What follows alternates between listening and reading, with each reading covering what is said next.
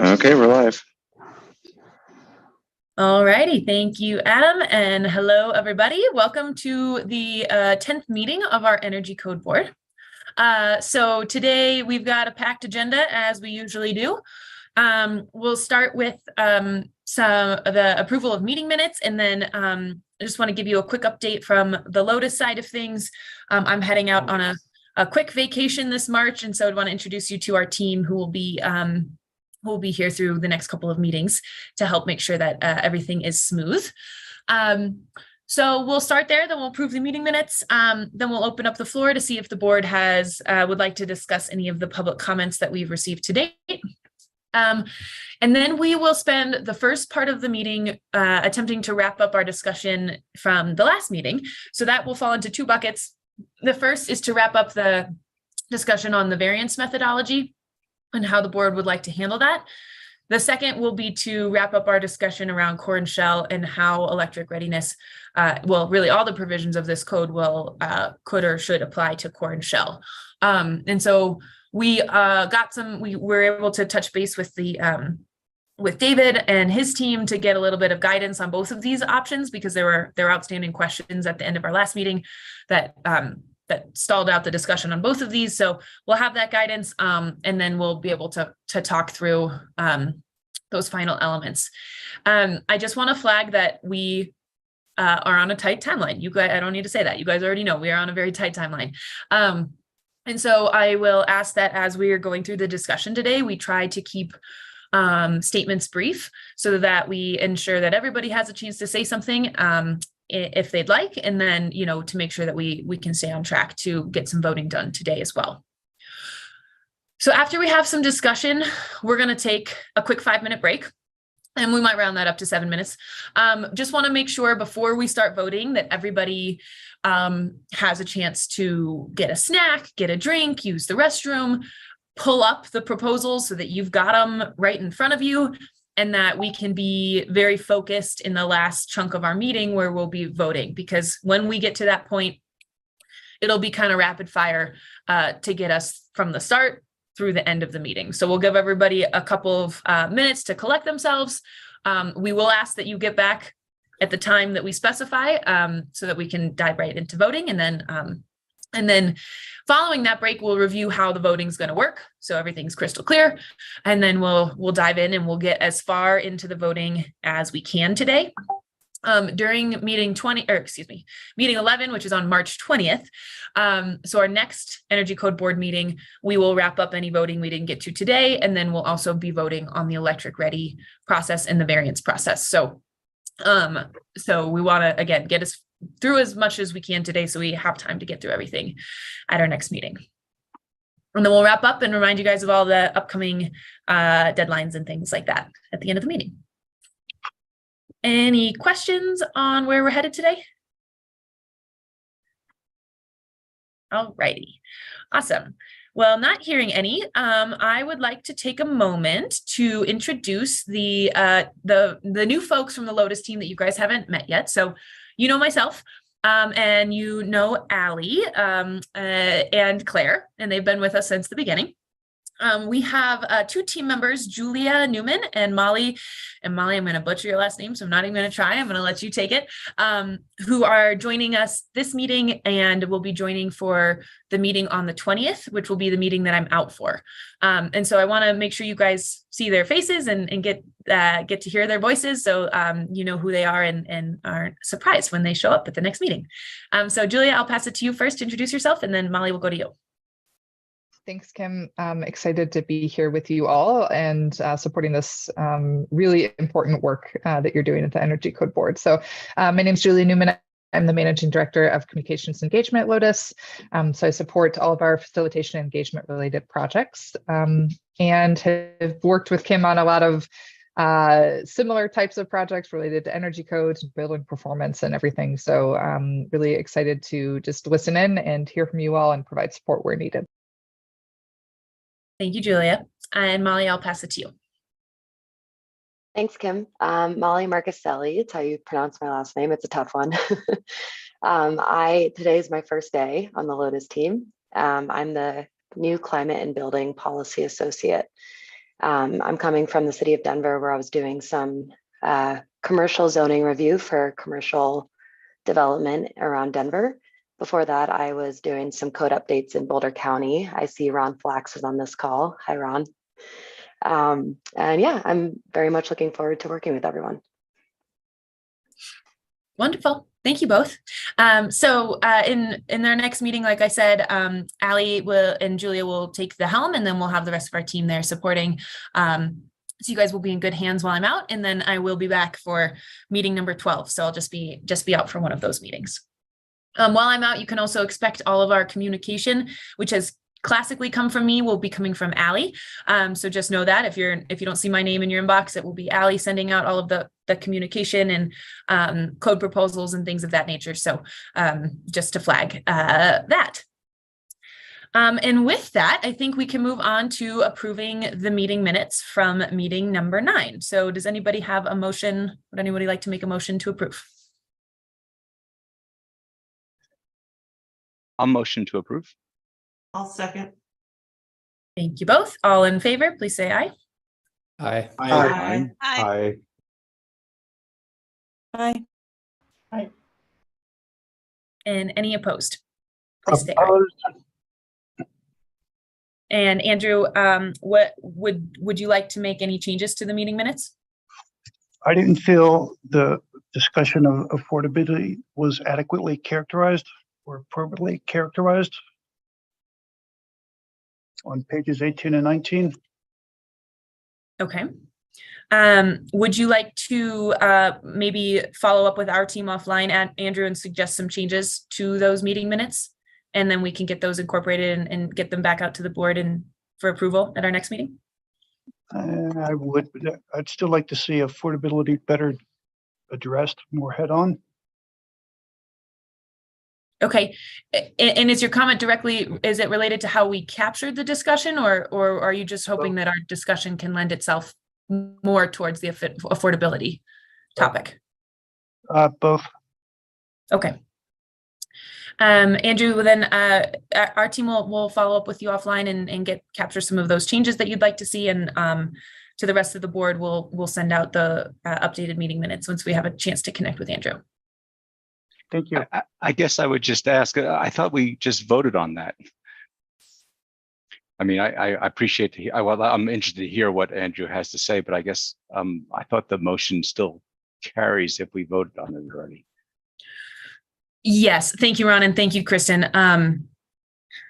This is my first time not having a meeting minutes approved, so I appreciate you guys both hopping in to share that that's how that process works. So I guess, Andrew, your concerns are noted in today's meeting minutes, but you are right, Ron and Kristen, and I apologize for not putting those pieces together, because the majority of the board voted to approve those meeting minutes will be approved from last time. Yeah, and that said, I would encourage Andrew to put his comments down in writing so we can understand where he thought that those minutes might not reflect what he thinks happened. Great, thank you, Ron. So Andrew, we will still follow up with you to get some of those concerns and can share those back out with the board, but we will consider the meeting minutes from meeting 9 approved. Thank you, and thank you for bearing with me on that one. All right, so moving along in our agenda, I want to provide a time for the board to publicly share any of the public comments and that we received. So I see Carolyn's hand. I'll pass it to you first, Carolyn. Thank you. There were a few comments about this, and I also noticed this in some of the proposed revisions to the code language. So I just wanted to take on the solar thermal topic. And I think that there's some inadvertent confusion by the inclusion of solar thermal when referring to the solar ready zone. It's not intended to make it solar thermal ready. It's just a typical practice in terms of code to allow that the solar ready zone could also be utilized for solar thermal at a future date. And so I just wanted to offer that clarification because there were a couple of comments that we did receive at requesting that we remove solar thermal. I believe it needs to be included, again, from a code perspective when how we interpret a solar ready zone, not because it's adding any cost or any additional requirements into the code. So I just wanted to tackle that one because I saw that a few times. Thank you. Thank you, Carolyn. Would anybody else like to bring up any public comments that were submitted on or before this meeting?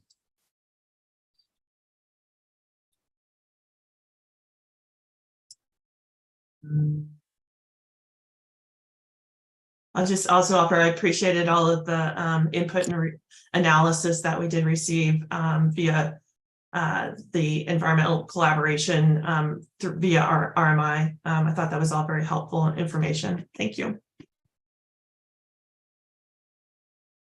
Thank you, Carolyn. And I apologize, I got a message from Kevin that he couldn't find the Zoom link. So Adam, just flagging this for you. If you could resend Kevin that Zoom link so he can log on to today's meeting, that'd be fantastic.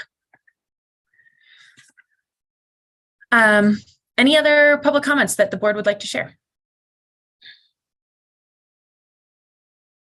Alrighty, I'm not hearing any others, so I think we'll continue on to our first discussion topic of the day, and that is to review the cost differential variance requirements and discuss how the board would like to manage that cost differential variance process.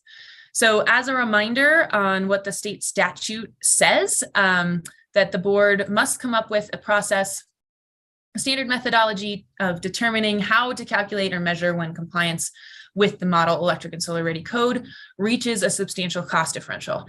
And the statute, again, as a reminder, states that a substantial cost differential is when the total construction costs for plumbing, electrical, and mechanical are greater than 1% when complying with this code.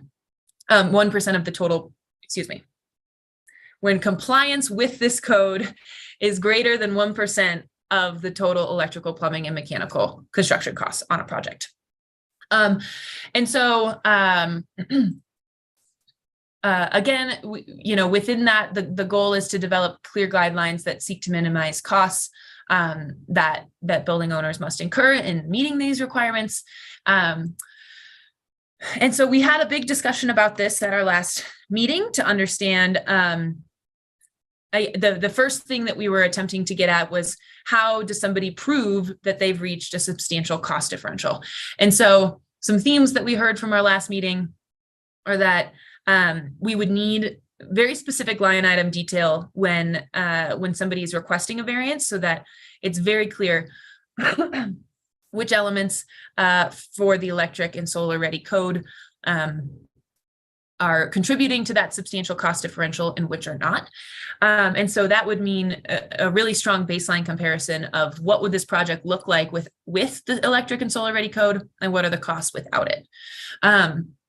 And we discussed that there are a lot of different avenues for that documentation. It might be a bid, but it might be a design analysis. It might be different things that happen throughout the construction process.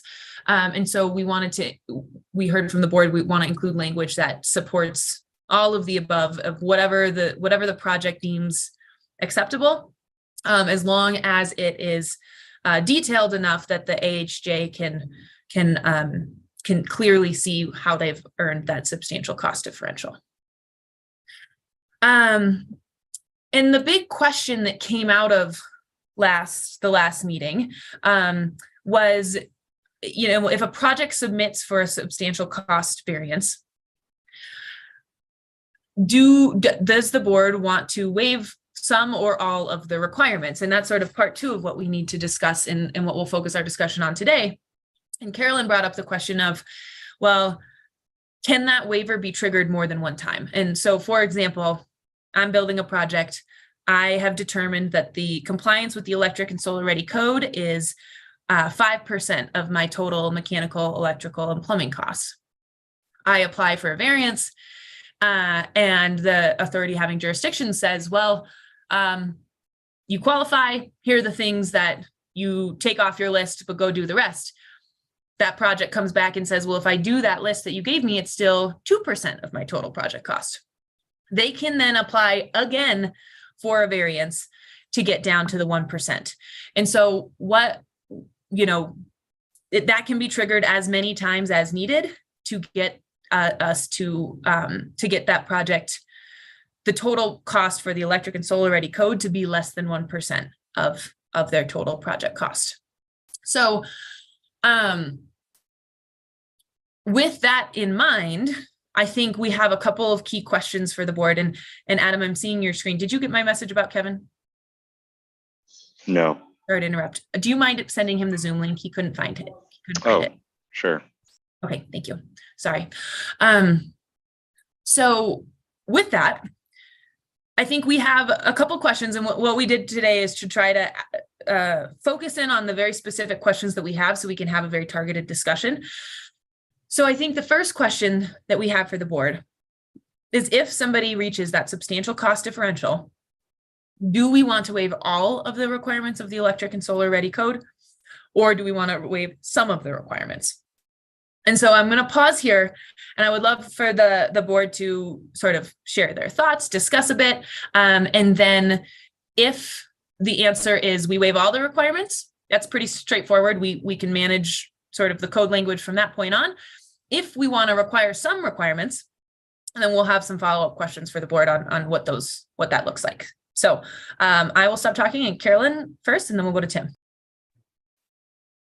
Yeah, I think to answer your question, I think we should preserve some of the requirements and think about a graded reduction in requirements,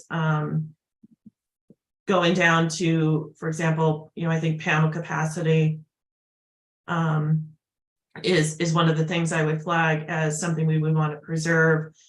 If we're thinking about like the EV ready it's for all of them, right? Like this applies for all of them. So like if we think about the EV ready requirements, I think there's a graded approach there as well, such as foregoing the actual charging infrastructure, but preserving the capability to build out, thinking about what some of the big ticket requirements might be.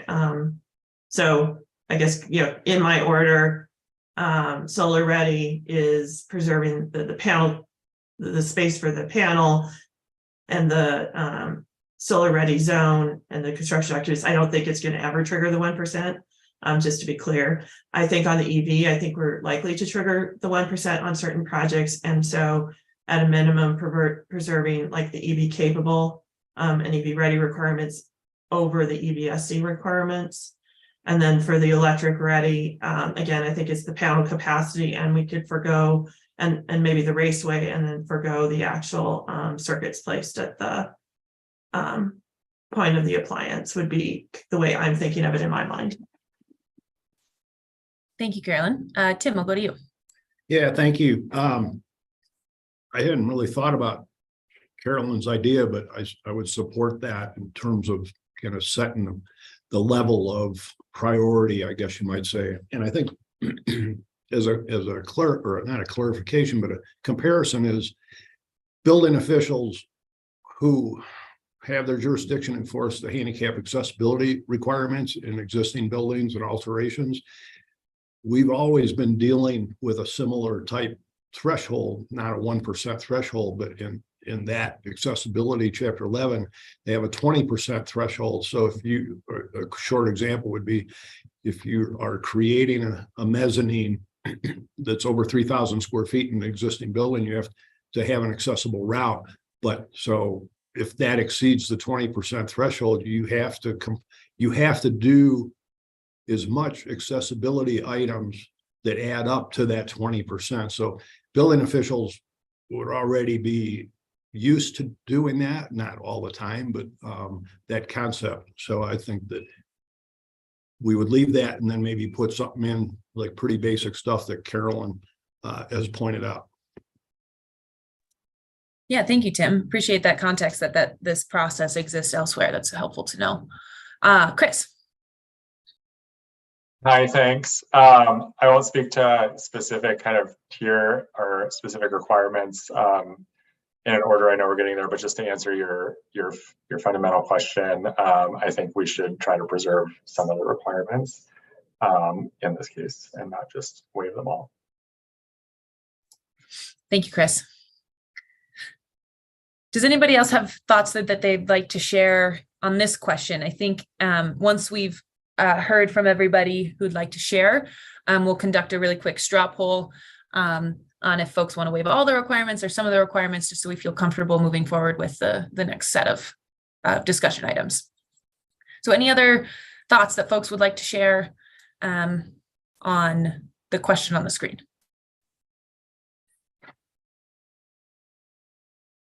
Okay, I'm not seeing any. So what we'll do is conduct a quick straw poll with all our voting members. So for the question the first question I'll ask is, does anybody want to waive all of the requirements if a substantial cost differential is reached? If so, please raise your hand. Okay. Thank you both. You can lower your hands. And then if folks would like to preserve some of the electric and model solar ready code, please raise your hand.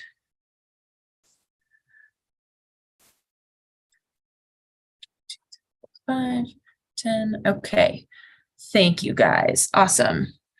So the majority is that that we would like to preserve some of the code.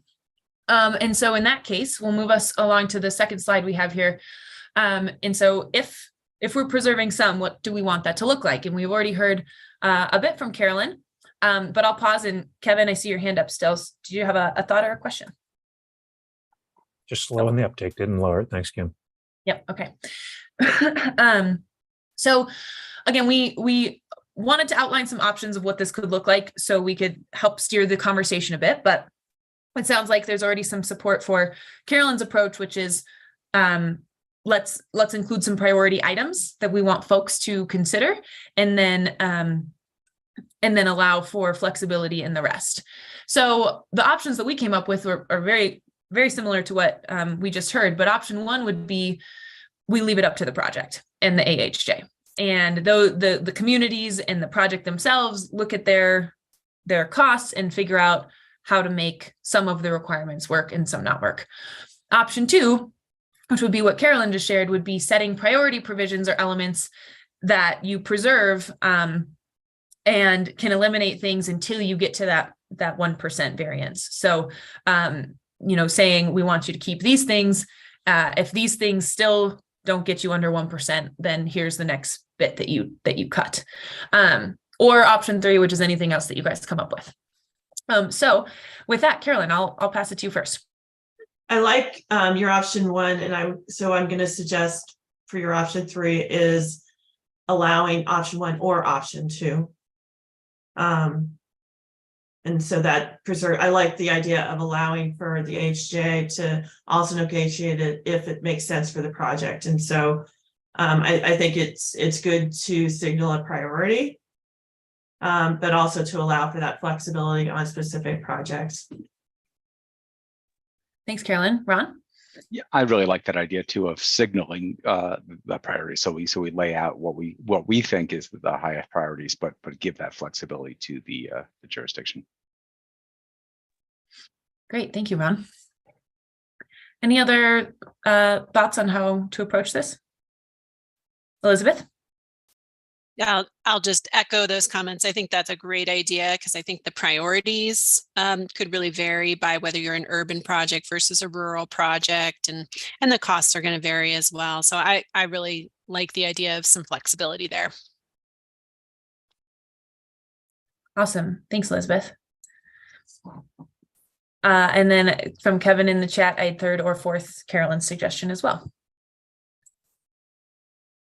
Okay, so anybody want to offer a different approach, or does everybody on the board feel pretty comfortable with Carolyn's suggestion of creating those priorities as recommendations, but allowing the flexibility within each community to determine what makes the most sense? We'll go to Rob, and then I'll go to Andrew next. Yeah, just quick. I'd maybe caution against putting recommendations or opinions or suggestions into an energy code. I think it probably needs to be more binary than that. We can put a list of suggestions maybe in an appendix or as some sort of supplement, but as far as making it part of the energy code, I think we need to be more definitive.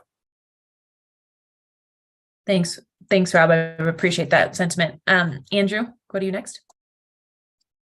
I concur with Ron in that I think you can only have the two options. they can't coexist in that same manner. I think for many of the reasons that Ron suggested that. So my preference would be either option 1 or option 2. Okay, thanks, Andrew. So I'm seeing a bit of now sort of a leaning, thanks, Tim, I see your comment in the chat of we should use option 1 and leave it to the authorities having jurisdiction.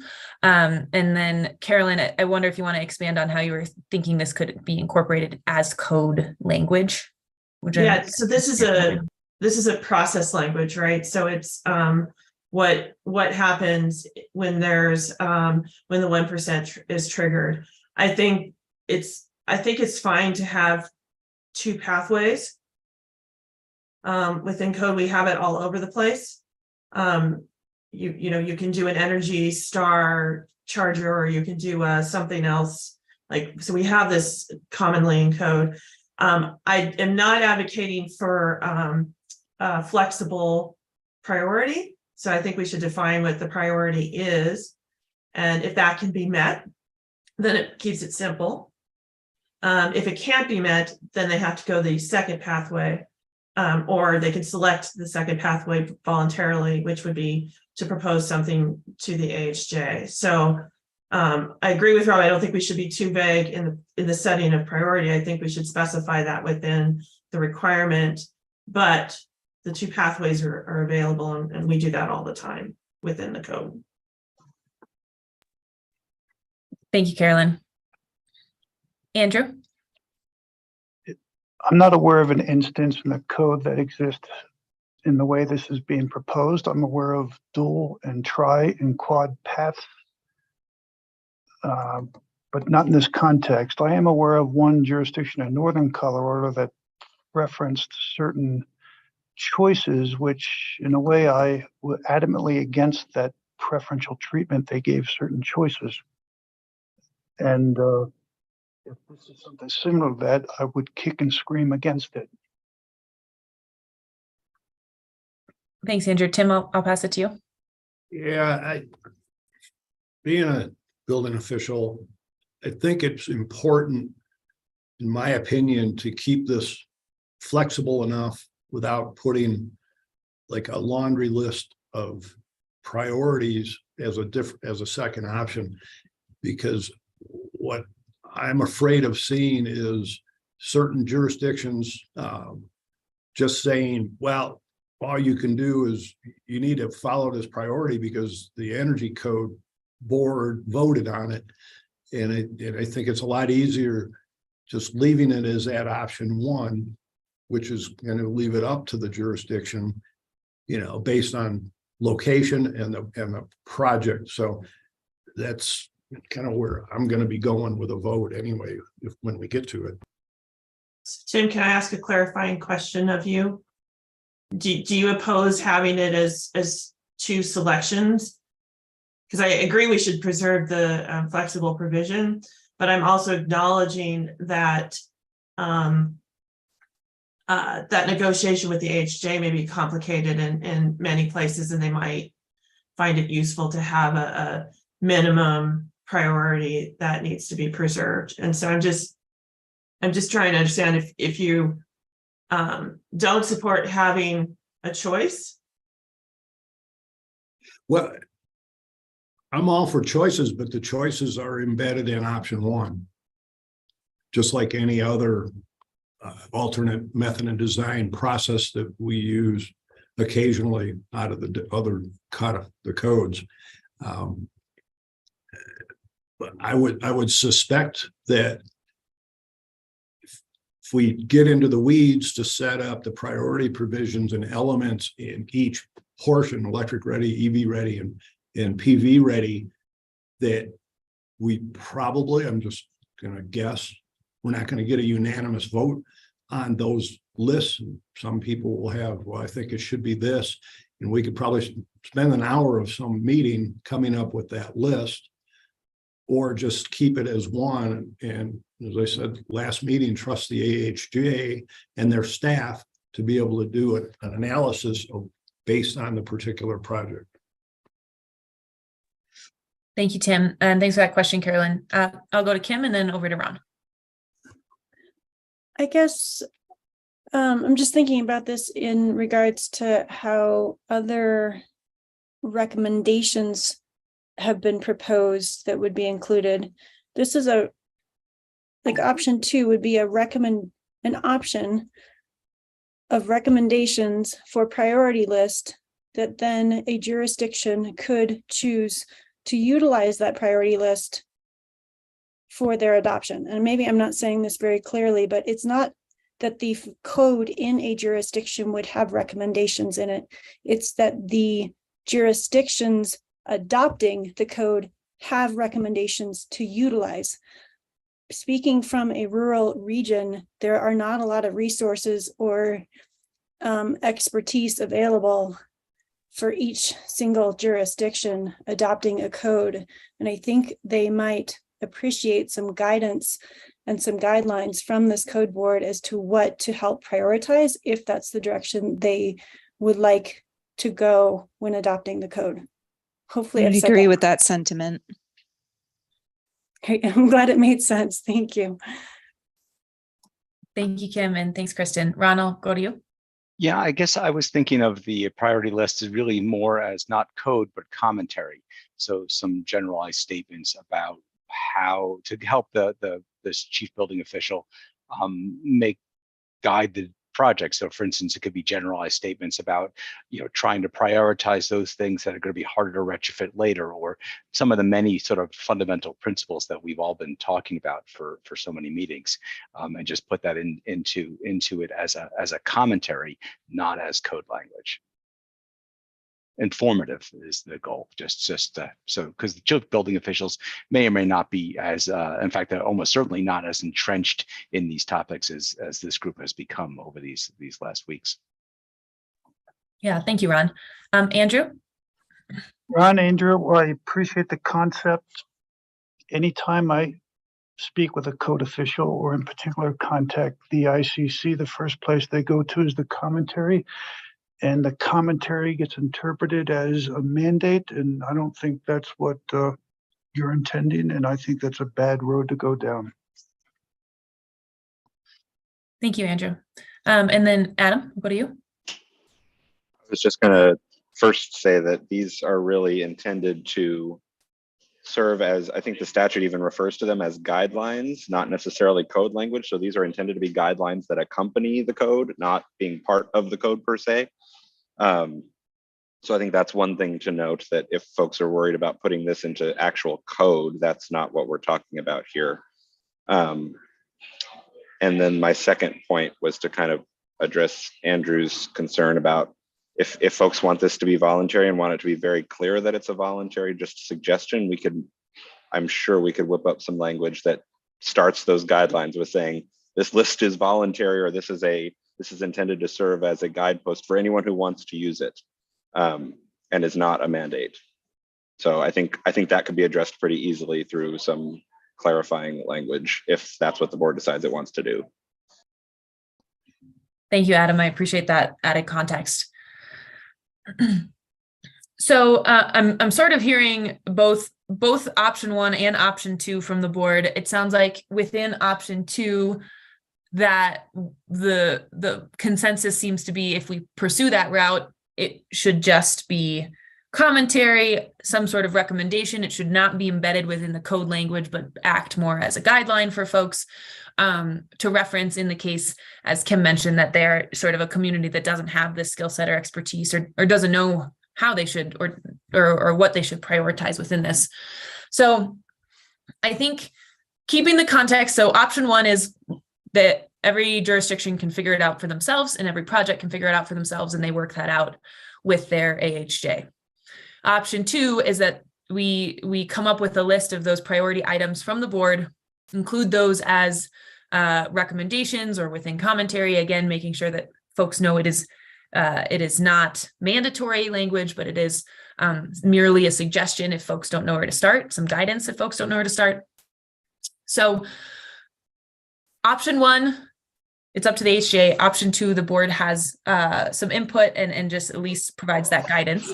Then maybe we can do a straw poll between those two. But first, Andrew, I'll pass it to you. Yeah. On behalf of Adam, Ron, and Carolyn, would not what you just characterized, would that not be option 3, that it's option 1 with voluntary guidelines? Would that not be option 3? Yeah, thanks, Andrew. I'm sorry, Carolyn, go for it. Yeah, I'm fine with them being voluntary guidelines at this stage. I think it's just to provide some context for an HJ who may not have the background around what the cost differentials or the priority are. Not everybody's in the same place we are. So just that's the only thing I'm striving to achieve by providing some priority information there. Carolyn, would that be option 3, if I'm correct? Yeah, I think it's eliminating option 2 and yeah, doing an option 3 is fine. Thank you for clarifying that, Andrew. And we'll go to Tim and then I'll restate the options before we vote. Yeah, I'm in full agreement now with Adam's suggestion of some clarifying language that, and after Ron and some of the other comments, I think it would be helpful for some, quite a few maybe jurisdictions that, as Ron said, aren't so knowledgeable as we are now than we were 6 weeks ago, at least on my part. So I'm all in now. Great, thank you, Tim. Okay, so the new vote clarifying language. So option 1 will stay the same as you see on the slide. Waive provisions to the model electric and solar ready code. Keep it up to the jurisdiction. Option 3 will be the second thing that we vote on. We'll scrap option 2, and option 3 for Ali or Claire, whomever can get to this in the chat, will be developing voluntary guidelines for the board. And so we're going to throw those 2 options in the chat. And Adam, yep, I'll pass it to you.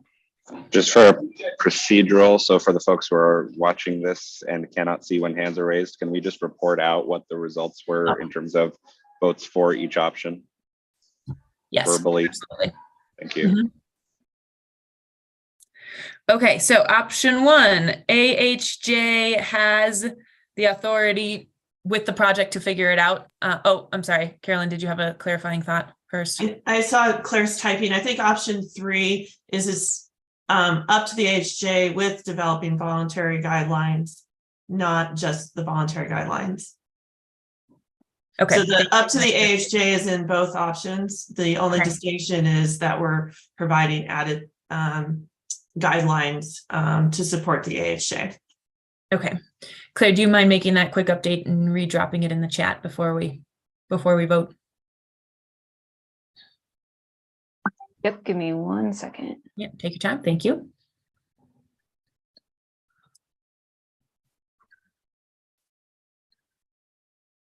Okay. Thank you, Claire. So option 1 up to the AHJ, option 3 is also up to the AHJ, but the board will develop some voluntary guidelines for projects to consider. So everyone in favor of option 1, please raise your hand.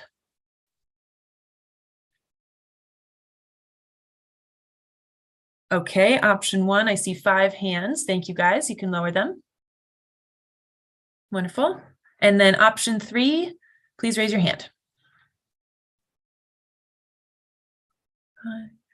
5, 4, 8, 9, 10, 11. Okay, I'm counting 11 hands. Thank you all. You can lower your hands. Okay, so option 3 is the majority for the board. So thank you guys for voting. And so now I think I would love to maybe spend 5 or so minutes hearing from board members on some items that you guys might want to see prioritized within that voluntary guidance. And then once we source some ideas from the board, we'll probably follow up with you guys with a post-meeting survey so we can actually get some much more detailed feedback from you all.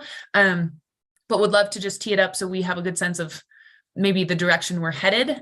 So if anyone would like to offer up some thoughts on what that priority looks like, we can dive into that for the next 5 or so minutes before we change topics.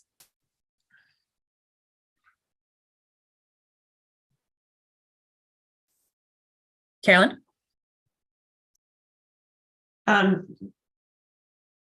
Let's see, I'm trying to think about how to best to frame this, as there's three of them. I think in terms of priority, I think preserving panel capacity, or at least panel space, I should say, is the first priority. I think there's an allowance, for example, when we come to the EV ready requirements, to reduce the circuitry that's available, but preserving the conduit installation.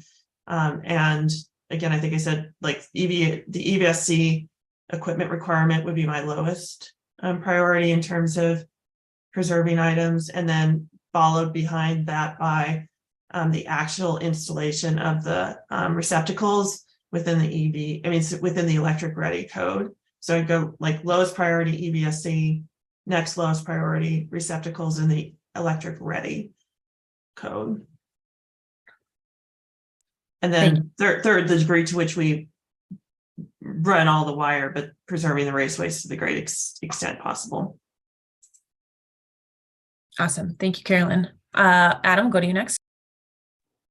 I was going to suggest maybe not quite as specific as Carolyn in terms of priorities, but more, I'm thinking about it in the context of prioritizing the requirements that are going to have the most, or I guess have the biggest impact on future renovation costs. So, if anything that's going to require a significant infrastructure alteration, so like tearing up pavement or ripping out walls or restructuring the layout of a building or things like that, that are going to be major significant costs later that may be relatively minor costs now, prioritizing those.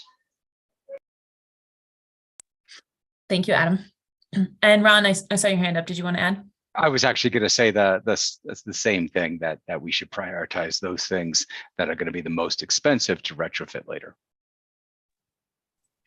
Thank you, Ron. Agreed. Okay. Great. Thank you, Kristen. Any final thoughts from the board on things to prioritize? Otherwise, we will follow up with the board with a survey to get some more detailed information and can work on how we want to craft that language. Yeah, Kim.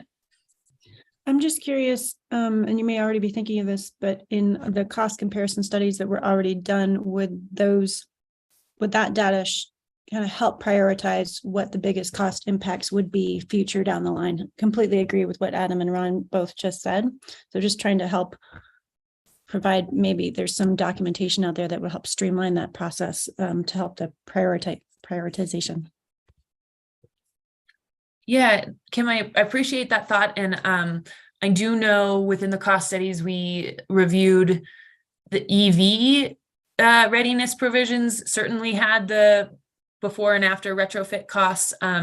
It's been a minute since I've gone into that spreadsheet, but we can try to orient to some of that data when we send out the survey. Rob, over to you.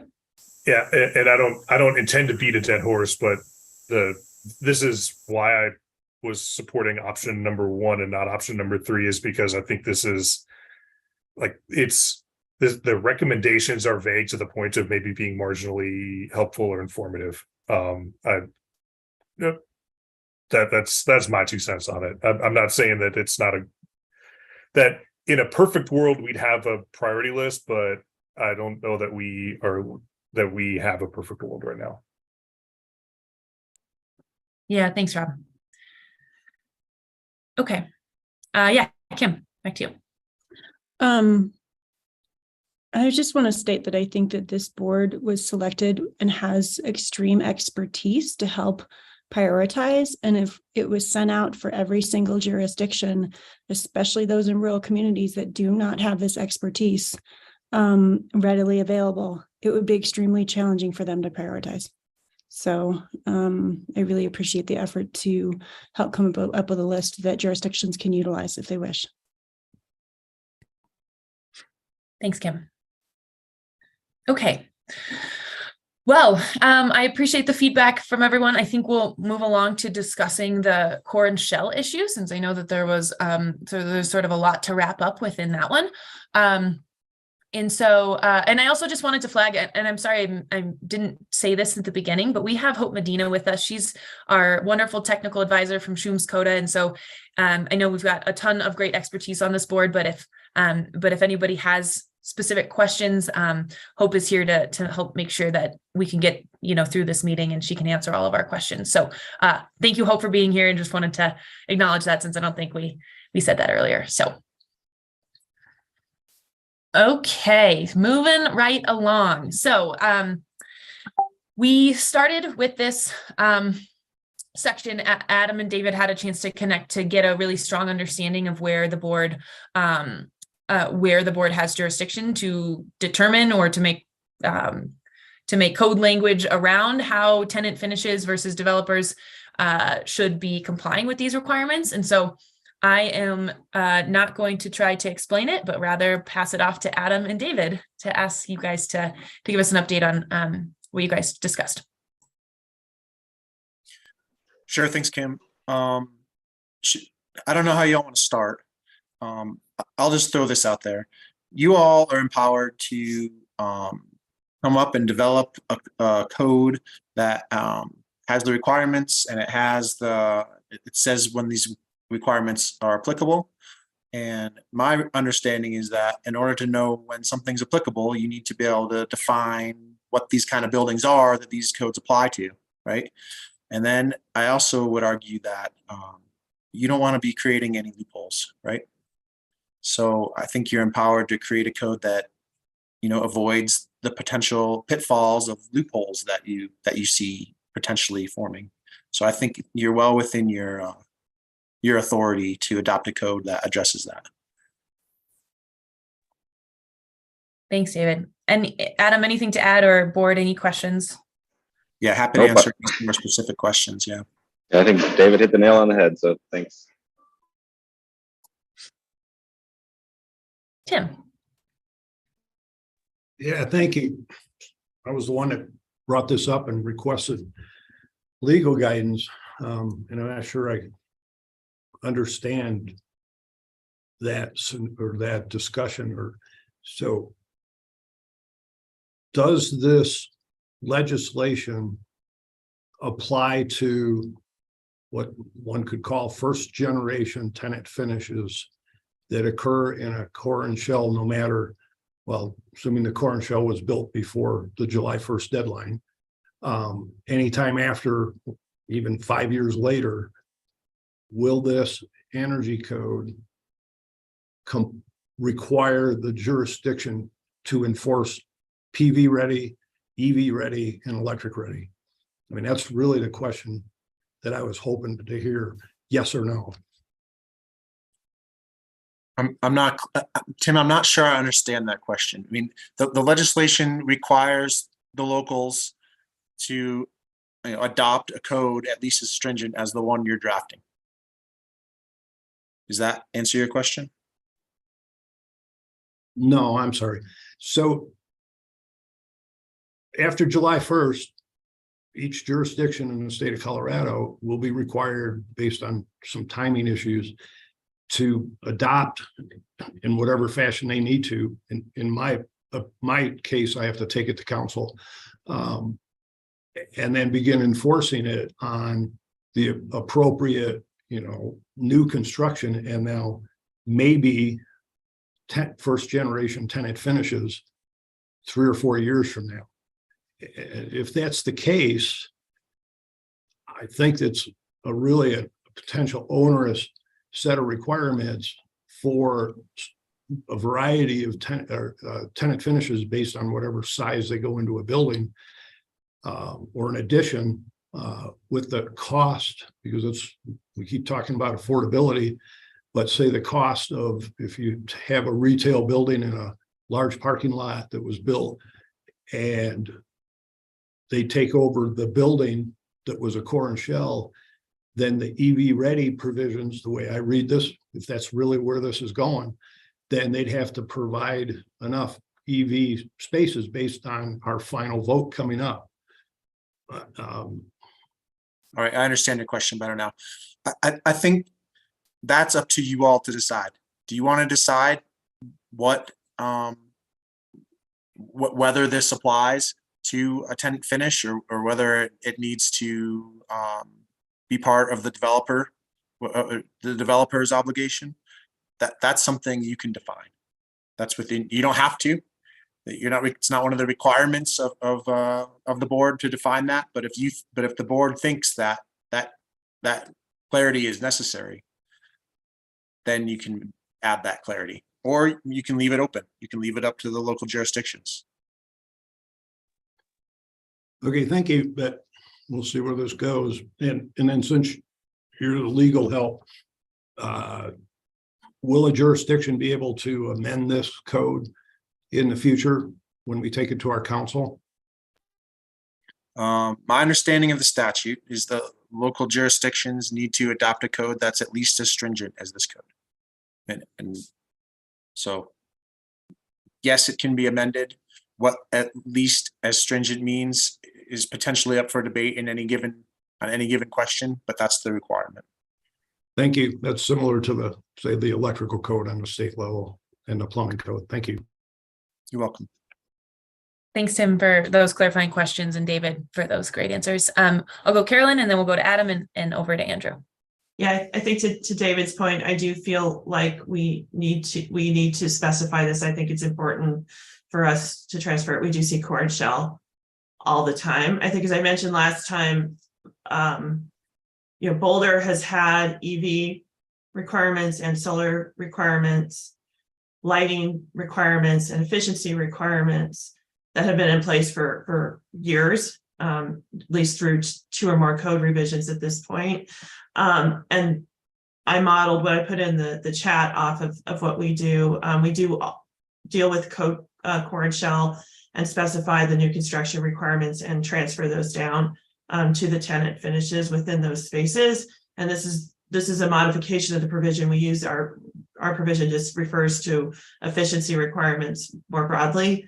But I think we can be specific here in the solar ready, EV ready, and electric ready requirements. And this is how we deal with it and have quite extensive experience applying this. I agree with you, Tim. It can take a long time for those tenant finishes to come through. But I think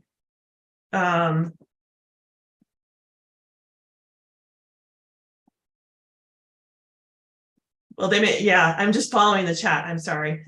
But again, I think it's holding the developer accountable to get the tenant finish drawings and requirements set to meet the core and shell. I think we need to do something. I'm certainly open to other ideas as long as we do something to make sure the tenant finishes have to comply with our requirements. Whatever that provision is, I'm less concerned about, but it needs to translate to the tenant finishes as the minimum requirements. Thanks, Carolyn. Adam, I'll go to you next. Yeah, I agree with Carolyn. I mean, I think that if we do not weigh in on this, I think there's a potential risk where we end up in a situation where there are a lot of commercial buildings that end up not electric ready because a local jurisdiction chooses not to put the impetus on the developer, but then is worried about putting the impetus on the tenant. And then the consequence of that is that you have a significant number of commercial buildings that are not electric ready. And I do not think that is what the developers of this legislation and the direction that is being given to us were thinking was that we were going to end up with a significant number of commercial buildings that are not electric ready. So I think, again, I appreciate David's comments on the fact that while the board does not have to weigh in on this, that we can. And I agree with Carolyn that I believe we should. Thank you, Adam. Tim, I'll go to you. Yeah, Carolyn pointed out some what I'm going to say issues with how City of Boulder has had that for several years. And I've got experience, and I can't say the name of the company or the name of the person who was the maintenance supervisor for that particular company in an existing building out of Gun Barrel, which is in the city limits of Boulder. And they went to Boulder to get a tenant finish, pretty good sized tenant finish inside their structure to modify their manufacturing area. And when they went through to get the permit, Boulder energy code required all of the outside lighting in the parking lots to be upgraded. I don't know the whole details. And it threw them for a loop because they're the tenant, they don't own the building, and the response back from the building department, energy department, however they're set up, was, we don't really care, you need to do it to comply with this permit. And when the company and my friend Rich went to the owner, they said, bummer, too bad, you get to pay for it, even though it's not your structure. So that's what's going to end up happening a lot. I mean, I can guarantee that when a tenant comes in to wherever, Broomfield or wherever, and if the local jurisdiction is going to enforce it, if this actually does make it into this clarification, makes it into this code, more than likely the tenant is going to have to pick up the cost, not having any idea of that when they sign their lease with, you know, the amount of money sometimes a developer will give you. So I'm hoping we don't go down that path, because it's really going to be onerous on the tenant finishes and not business friendly and not meeting the affordability. Thanks, Tim. Can I offer a clarification on that? Sure. Really quick? Yeah, absolutely. I think it's important to note that we applied the new construction codes to major alterations and more broadly. And so we would always trigger the lighting code irrespective of this core and shell provision in that case. And so don't interpret that to be what I'm necessarily advocating for here in terms of the solar and electric ready. That would always be triggered for any finish, including a building that was built 20 years ago in the city of Boulder when they go to get permitted for a major rebuild of that tenant space. So just offering that clarification. Thanks, Carolyn. Ron, I'll go to you and then we'll go over to Kevin. Yeah, I guess just a couple of thoughts. What if we had these requirements are only valid for new construction projects, and they're tied to the final certificate of occupancy? Because you know, I know some jurisdictions issue TCOs, some issue certificate of completions, but either way, those buildings, those core and shell buildings, they don't actually get a certificate of occupancy ever until they're actually done. So we can make the requirements that they comply with these codes as part of the certificate of occupancy, and only for projects that started after this code was in place. So we don't end up in a situation where we have, you know, somebody surprised.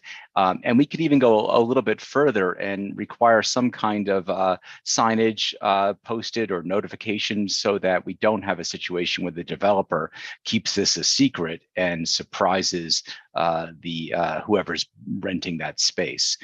So we could do a couple of things to sort of reduce the likelihood of that sort of miscommunication happening. Yeah, thanks, Ron. Kevin, over to you. Yeah, thanks, everybody. I think, Tim, in response to I absolutely agree that shouldn't be a surprise cost. Ron, I'm not sure how we would structure notification of a future tenant. But I agree with Adam's concern that if we don't have provisions in for this, the developer is going to say, I'm not going to pay for it. And the tenant's going to say, I'm not going to pay for it. And then we haven't met the objective of the code.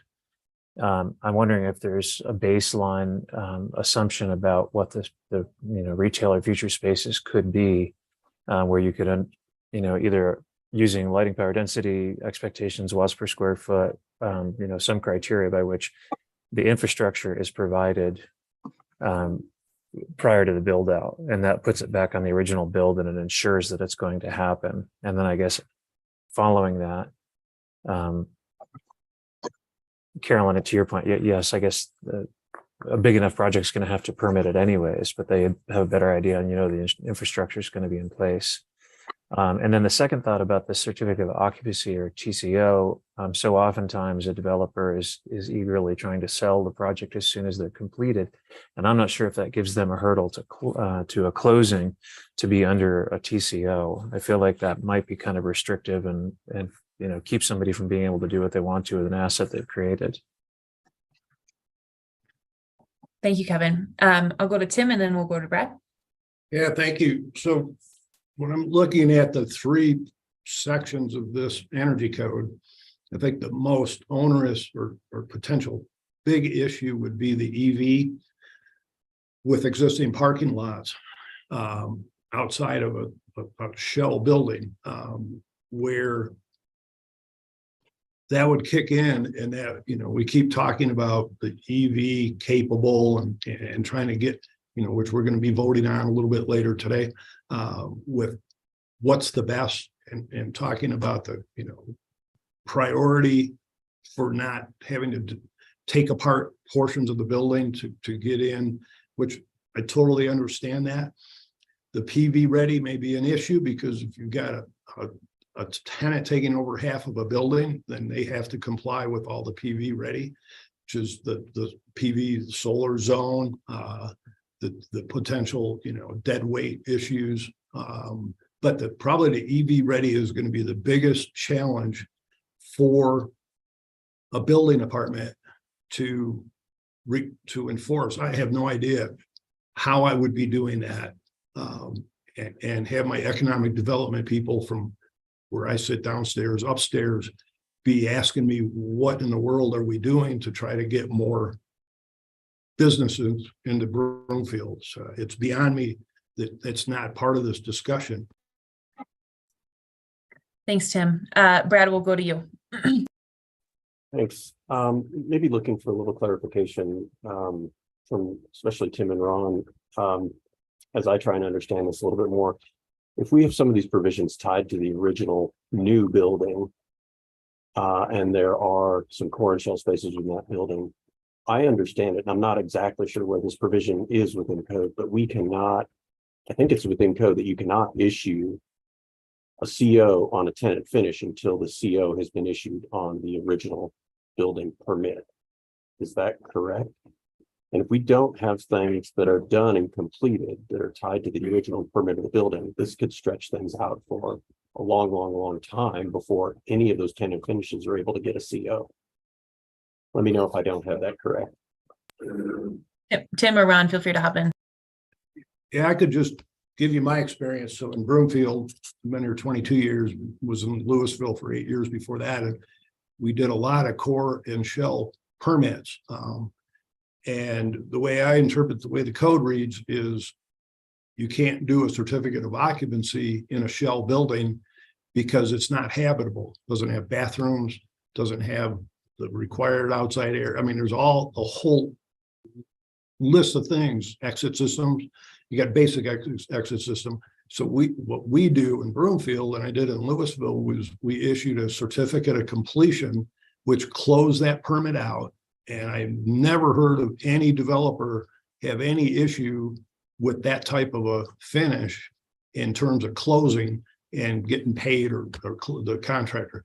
And then we do individual certificate of occupancies for each tenant that takes over a previously unfinished. So I can't answer for how other building departments do that. You know, we don't do TCOs. Because even a TCO says it's a temporary certificate of occupancy, which is not what you're doing in a shell. You can't legally occupy of any sort in a shell building. So that, I don't know if that helps answer that question or just the policy. That makes more sense, Tim. Sorry to jump in, but you know, the temporary can be I could see that being a sticking point. So if you have a full CO on the portion that is occupiable, and the other portions aren't, that I could see that as a way forward. Sorry, Ron. That's fine. I was just going to say that, you know, I haven't done nearly as many of these kinds of buildings as Tim has, but what Tim described matches my understanding. I would kind of be curious if somebody like Hope, who's familiar with a variety of other building departments around, if she sees other scenarios that where core and shell are handled in a different manner. I would say most of the locations that I've dealt with, what Tim described is pretty much the procedure that they utilize because it can't be occupied. It doesn't meet all of the requirements. So what Tim described is pretty typical around the state. So we could put these requirements as just requirements for the certificate of occupancy, and it's really up to the two parties to figure out how they divide those requirements between them. and that they're required to get them at the end. And it could create some confusion, and that's why I was suggesting some kind of signage, and it could be just something as simple as a permanently mounted sign near the electrical panel that explains that these additional requirements. So because everybody who's renting these spaces, they look in those spaces to before they rent them, and so this would tune them in that there's something going on that they might need to dig into it deeper. Thanks, Ron. We'll go Tim and then Carolyn. So I still go back to the question of the affordability, which is supposedly embedded in any of our adopted codes. I mean, they use that term in the scope of every one of the adopted codes, whether it's the IBC, IRC, et cetera. And now we also have that type of language in the scope of where this board is going. So from every member of the board today, so if this goes through and says it's based on the certificate of occupancy, and then 4 years from now, you have this shell building and somebody comes in and takes it over, they bring in their auto parts store or whatever that might be. Now, every one of these provisions that we are ending up going to be voting on would apply, or is it just partial? Because if you get with the EV, well, I see Carolyn shaking her head up and down. So if we're going to go down this path, you talk about going back with what we just talked about with priorities, then I think we need to be doing some exceptions of, okay, you don't need to do the EV ready out in the parking lot, because that's going to be a complete, I'll be looking at waivers all day long. That 1% thing that we just also got discussed. I mean, certainly your building departments will either, number one, ignore that part, or number two, be doing waivers, because if you got to go tear up a parking lot to get your EV spaces in, you're going to clearly be over that 1% rule. Just my opinion, and I'm not looking forward to having to do that, because as I said last meeting, I've got 15 shell buildings that'll be finished up by the end of the year, and this will be in effect by then, and I'll have to deal with that on every single one of those with a tenant finish that comes in. Yeah, Carolyn, I'll go to you and then Elizabeth. Yeah, and just to be clear, I think the only thing I was envisioning we would allow to be part of a tenant finish requirement is the raceway and receptacle placement for the electric ready provisions. So those would be the things that are more dependent on the tenant finish, is where the appliances sit. I mean, that's where this originally came up in context. It shouldn't affect the solar ready provisions at all. And I don't think it should affect the EV ready provisions. I think it only affects the electric ready provisions and what we need to require at the time of new construction. So to your point, Tim, I don't think we're trying to push all of the solar ready, EV ready, and electric ready requirements onto the tenant finish, but I think we should be specific as to which ones can be assigned to the tenant finish and then connected, as Ron suggested, to the certificate of occupancy. And the thing that I think we've consistently flagged as the one that was really where this came up is, what does 6 feet of HVAC mean when there isn't any HVAC installed, and are you doing it on the temporary heating or not? And I think those are the ones we wanted to be able to allow for the tenant finish to handle to cover it. So that's what I am proposing. Thanks, Carolyn. Elizabeth. Yeah, I think it's actually fairly an easy effort to separate out the tenant finish projects that are within a building that's built under the electric ready code and a building that's not. The tenant finish is always going to be going through Section 5 alteration. So I think some distinguishing language can be put in there, at least to separate out the tenant finishes that are part of a 1986 building, say, versus ones that are a new construction building that should meet the electric ready code and everything else. It should be maybe emphasized in the new construction side of the code that things need to be set up for success for the future tenant finish for new construction core and shell buildings. Just as, potentially a core and shell building under any other code would be, like I think about core and shell spaces in like our urban projects where they have to allow for a way to meet economizer requirements for larger spaces, that has to be considered in part of that design even before the tenant finish goes in. Things like, grease shafts and stuff like that. It's all part of the design in the new construction building. So some of that is on the impetus of the design team to set that up for success. I could see that it might need to be emphasized. So, we don't get that situation that Tim pointed out where the tenant's going to be the one who has to go up and dig up the parking lot. But we can make that specific for buildings that were not built or permitted under this code in section 5. Thanks, Elizabeth. Tim and then Adam. Yeah, I would be in support of just dealing or saying on the tenant finishes on the electric ready provision, and very specific about that. I think that makes total sense, and not exclude the PV ready and the EV ready. So if it's just electric ready, I would be in full support of that on the tenant finishes and first generation, so to speak. Thanks, Tim. Adam? I was going to ask a clarifying question. So Carolyn, were you saying that you would still split up the responsibilities to comply with solar and EV ready, or it would just be that these buildings would just not be solar and EV ready? No, I think they have to be solar and EV ready, and that's on the first construction, on the core and shell itself.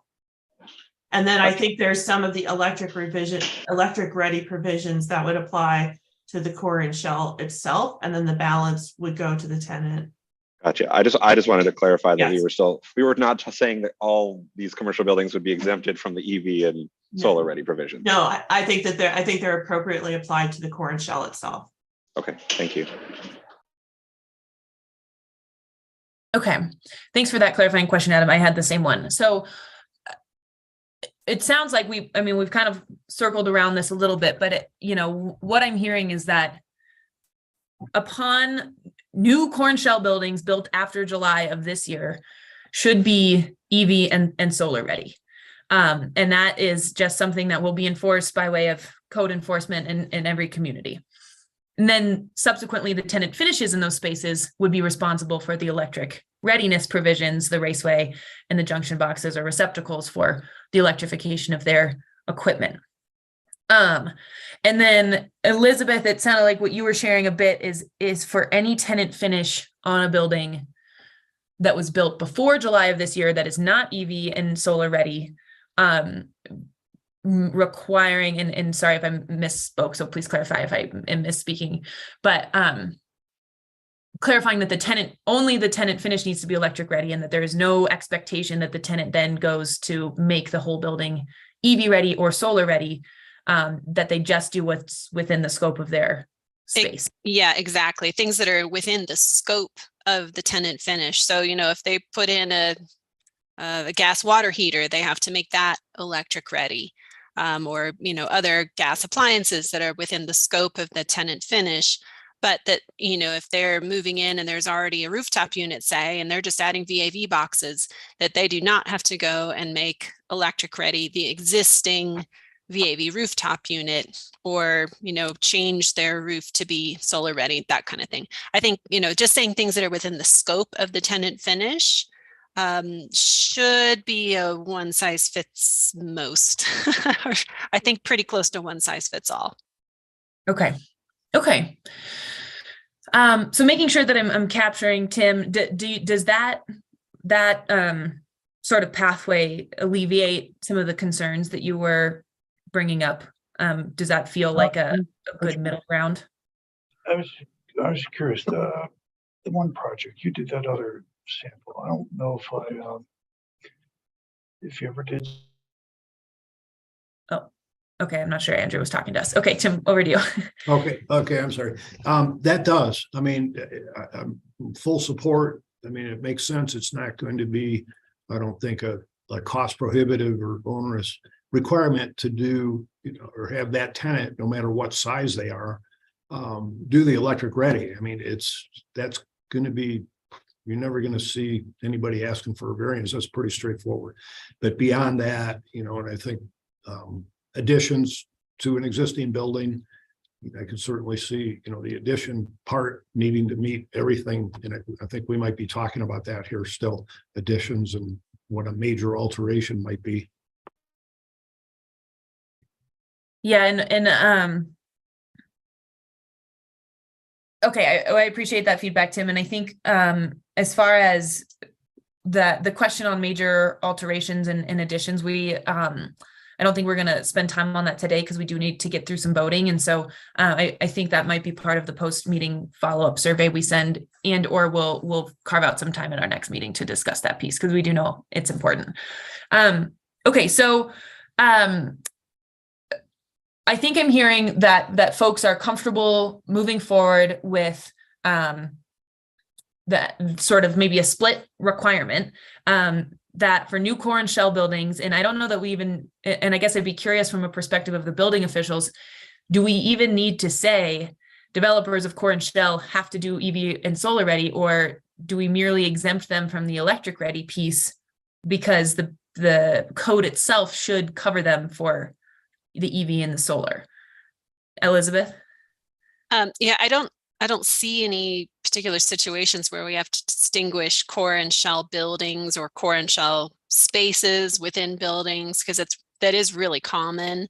I think the code can still stand as it is. There's just going to be some things that won't happen until the tenant finish happens. And I think that's still okay.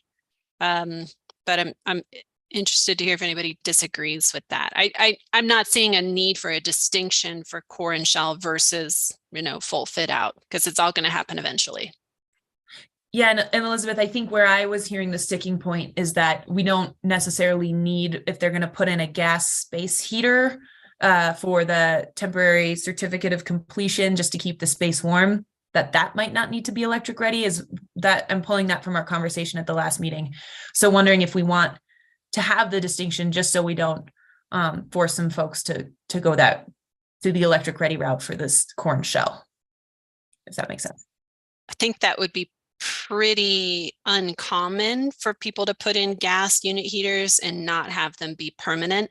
So I would not necessarily allow an exemption for something that we consider temporary, because again, we don't have a definition for temporary equipment in the code, so we don't have a good way to distinguish between something that is temporary and something that'll stay forever. For example, that core and shell building might turn into a warehouse, and they might never have to change out those unit heaters because they only need the space to be semi-heated. So, do those then become not temporary, and then you do have to go make them electric ready as part of the tenant finish? I don't know. I think I'd rather people just put in electric unit heaters personally, because it's going to be cheaper anyways than doing gas unit heaters. I can't think of another situation for things that wouldn't fall under the purview of just regular new construction. Okay. Thanks, Elizabeth. Tim and then Carolyn. Yeah, I totally agree with what Elizabeth just said. I know we talked back and forth a bit in the last meeting where I had examples of the unit heaters just being in there. What were they, temporary or not temporary? But I think Elizabeth made a good point. Probably half the time we may see them just stay in there because it's in a warehouse. You don't need to bring in conditioned air, et cetera. So my vote would be, you don't make any distinction. It's just all buildings will comply with all the provisions, electric ready, et cetera. And then we add in a clarification for tenant finishes, as we just talked about. And I think we're starting everybody to agree on tenant finishes, just doing the electric ready portion. And that keeps it nice and clean, in my opinion. We could add in a sentence or something that says provisions have to be made for a tenant finish to complete the requirements of blah, blah, blah. So that might leave the door open a little bit, but clarify that this does all need to happen eventually, whether it's today or tomorrow or however that needs to work. But then you can also allow some flexibility for, is the tenant putting in the rooftop unit? Is the core and shell putting in the rooftop unit? Those sorts of things, to build in some flexibility, but then also to kind of bring in some awareness that it still has to happen at some point. Okay. Yeah, I appreciate that. That was some really helpful guidance. And Carolyn, I'll go to you. Yeah, this is, I think, probably a question for Elizabeth and Tim. We had the earlier discussion about future tenant affordability, and I think we got more comfortable as we zeroed in on the electric ready. I do think that this is only a condition in the electric ready requirements. And so I'm just wondering if as we structure the overall thinking around the core and shell, we're at least being specific, just so we're not having a core and shell without all the EV and solar ready infrastructure that's ultimately going to be pushed onto the tenants, because then I don't feel like we're meeting our responsibility for mitigating future costs. And so however you want to structure it, I just want to keep that still focused on it's the electric ready requirements specifically.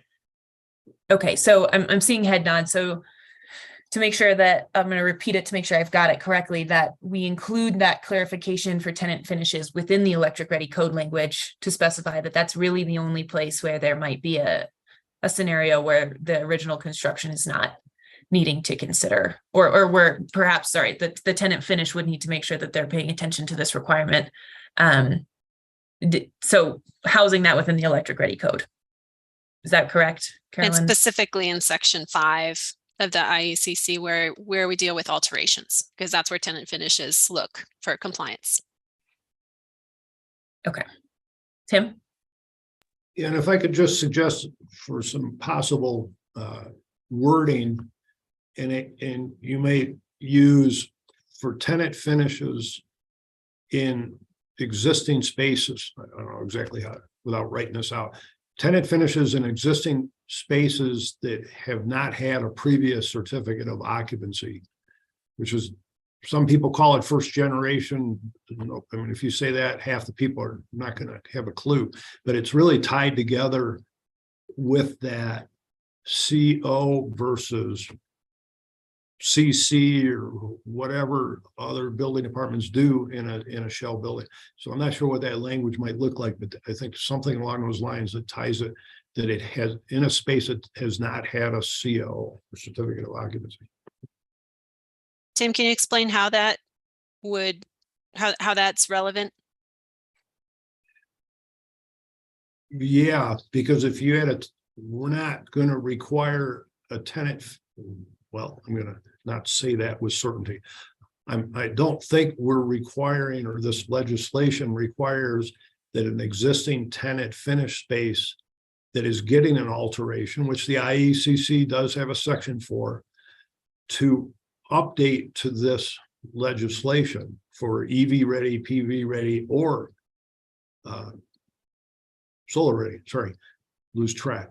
So if you're doing an alteration and you're expanding space, you're taking over another space, say one space goes empty and another space gets bigger and takes it over. We do a certificate of occupancy when a space gets bigger or smaller in an existing building. So this would just be specifically for a tenant going into a previously unfinished space. So if I've got a shell building, it's 10,000 square feet, and 5 years from now, they finally lease out the last half of it, if the market ever comes back. And that's a previously unfinished space. So at that point in 5 years, that tenant under this ordinance, this legislation, energy code, would then have to do, as we clarified, just the electric ready portion. So it's all based on previously unfinished space, no matter when the core and shell was built. Now, if the core and shell was built after, it's going to comply, except, for the tenant finish area, the tenant finish part isn't going to comply because the core and shell couldn't comply because it doesn't have any tenant finishes, if that makes sense. Okay, I'm not sure I totally followed that, but let me throw out a hypothetical. So if we've got a core and shell that was built under this code, the electric ready code, and say half of it gets finished, gets a tenant finish pretty quickly and half of it doesn't. And then maybe you have a new tenant that comes in and takes over both spaces. Both the previously finished and the unfinished, which is a reality. And maybe they're adding all kinds of new things. Maybe it changes from a retail store to a restaurant. So they are adding a lot of gas things. I would think that tenant still needs to comply with the electric ready portions of the code that are within the scope of the tenant finish. And are you saying you don't think so? Well, the scenario you just presented was a hybrid. But okay, so let's say that restaurant is moving into a bookstore and they are renovating with a bunch of gas equipment. That wouldn't be required under this code. Never, in my opinion, the intent was to deal with existing tenant finishes. I'm sorry, tenant finishes in existing spaces, not in the scope of this at all. So I do want to clarify to Tim's point. Yeah, what we're talking about right now in this context is what Tim just said, the finishing of unfinished spaces within a core and shell. Right. And I think the question of, to your point, Elizabeth, whether or not, an existing tenant that retrofits their space to be something different, but that the first CO in that building was already issued, that is a separate question that we're not discussing right at this moment of when do these requirements trigger for alterations, additions, etc. I think right now what we're just trying to zero in on is when we have a core and shell and a tenant comes in to finish that space, what should they be required to do? And then the question of how these requirements apply to additions, renovations, changes of occupancy, etc., is something that I think we still need to kind of dive into, but that's not the topic at hand right now. Does that help? I'm not sure it totally does, because both of those situations are regulated under the same section of the code. So if we're going to distinguish between those two situations, that has to be addressed in Section 5 of the IECC. And I don't know that there's anything in Section 5 that talks about, whether it's both of those would be considered a change of use and have certain requirements that they would have to follow. Right now, if it's a tenant finish in an unfinished space versus a tenant finished in an already finished space, there is no distinction about how I would have to document code compliance for those two things. They have to meet all the same requirements. They follow the same section of the code. So if we're distinguishing, that's an important piece, because right now there is no distinguishing of pathways for those two types of projects. I don't know that I agree that my restaurant moving into a bookstore shouldn't have to do electric ready for their gas-fired water heaters. I think they should. I think that if it's something that's in the scope of that alteration, and again, this is an alteration. We can talk about tenant finish, but it is an alteration. If alterations should have to meet the electric ready portions of the scope of their alteration, I don't see reasons to accept or give them an exception to those things that they can control.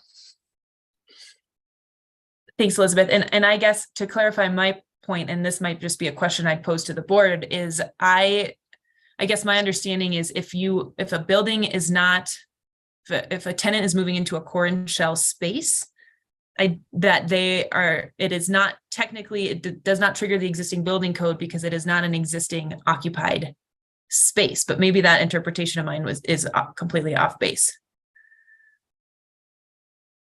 It counts as an alteration. Okay. Carolyn, and then Tim, and then we'll go to Ron. Yeah, I think that's why it becomes really important where we place it and what our intended outcome is. I think, back to kind of the original proposal I put out there was explicitly trying to deal with the first construction. But I think Elizabeth's point is really important about what happens if we're renovating those existing buildings or rebuilding out that tenant space and materially modifying it. And do we need to take that up? I think along those lines, I would also take up the issue of the 2020 constructed core and shell and or 2020 constructed refinishing of a tenant space in a building that existed prior to this code. And then that would tell us what we need to put in that section. Yeah, so if I'm documenting code compliance for a tenant finish, whether it's a new building, old building, never been finished before, it doesn't matter. I follow section 5. So we need to make that language address all of the concerns here, because those are all alterations. Thanks, Elizabeth. And Tim and Ron, I'm going to go to Adam really quick because I think we're creeping within, and sorry, Adam's at a conference, within the scope of what we can do right now. I'm not sure we have the go ahead to start making alterations or changes to the IECC itself. And so I think Adam, I'm going to pass it to you to sort of clarify that point. Yeah, I'm not necessarily sure I would say that we don't have the ability to do that or that we don't have the go ahead to do that. I think but it's not what we're tasked to do, right? Like this electric ready and solar ready code was intended primarily to accompany the IECC, right? We weren't, I don't think, envisioning going in and tinkering with like the alteration provisions of the IECC or any other section of the IECC. And so I hear some of the concerns that are being raised, and I'm not saying that they're not valid concerns, but I think that we probably need to figure out how to address this without going in and making a bunch of amendments to the IECC itself. Thanks, Adam. Tim, over to you. Yeah, that was my point. I'm not going to disagree on chapter 5 alterations with the IECC.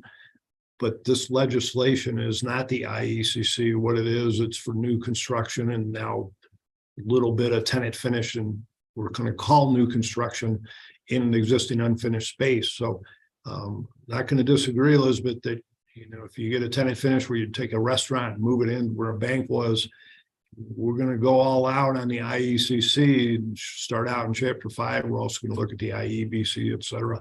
But this is just strictly, so just for the clarification for the rest of the board members, this is just about new construction and some limited tenant finish in previously unfinished space, in my opinion. Thanks, Tim. Adam. I agree with Tim in terms of the context of this conversation, and I think also what's ultimately going to end up in the language of the code itself.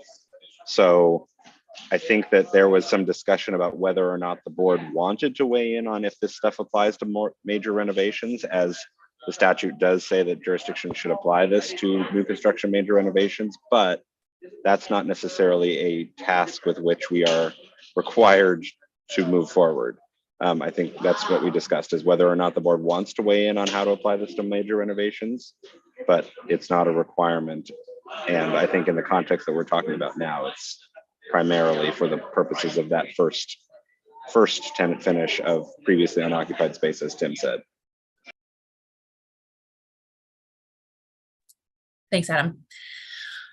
Okay, so I think I've got some good guidance on where to go with this code language, and at least as a starting point. And Hope had to hop off, but she was here for the conversation. So I think we'll be working with her to figure out what that language looks like and where it should go to make sure we're sort of hitting the mark that the board has asked us to today within the context of new construction.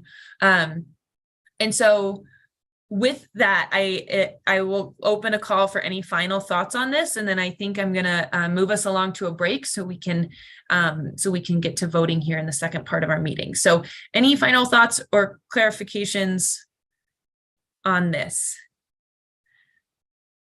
Elizabeth.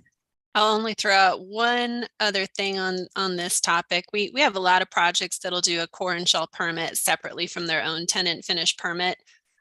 So like in the example of this is the first tenant fit out, but it can also be, fit out in pieces. I would just want to make sure we close the loophole so that the tenant portion of those things don't get lost, or people use that as the get out of jail free card, what have you.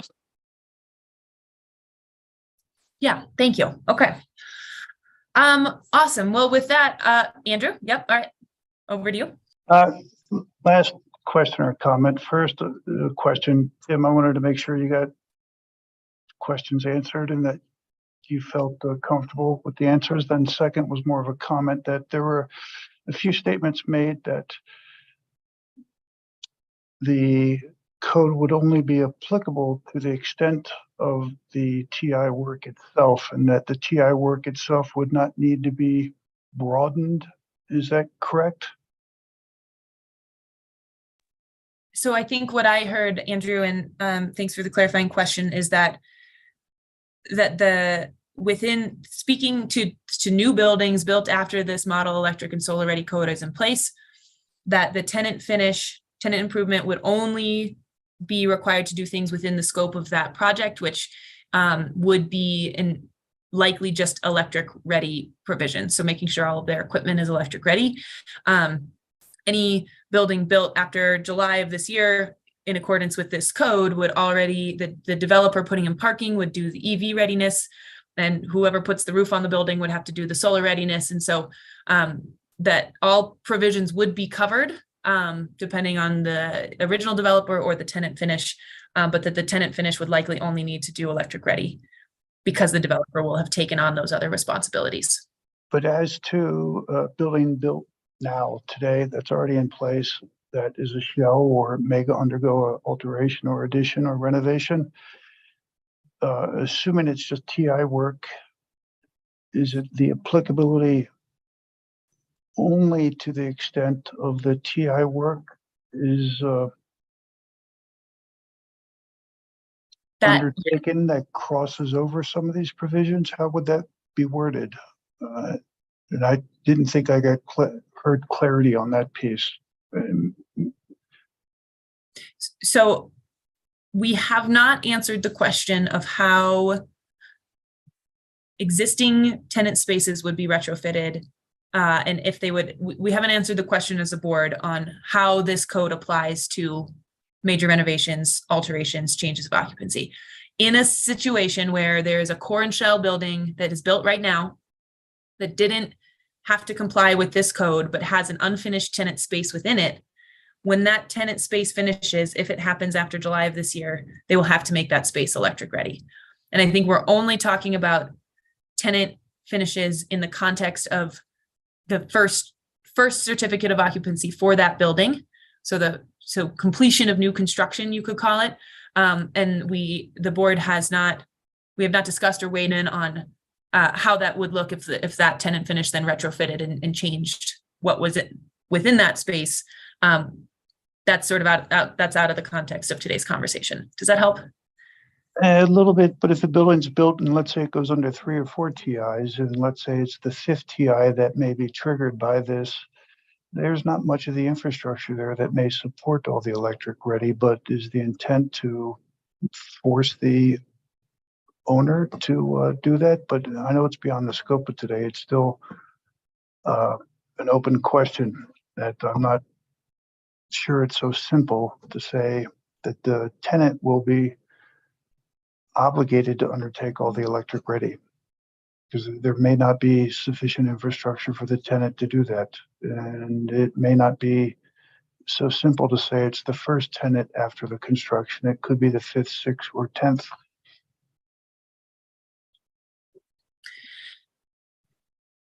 Yeah, I think that's a good, I guess all to say, Andrew, I think we don't know how we're going to address major alterations, additions, changes of occupancy yet.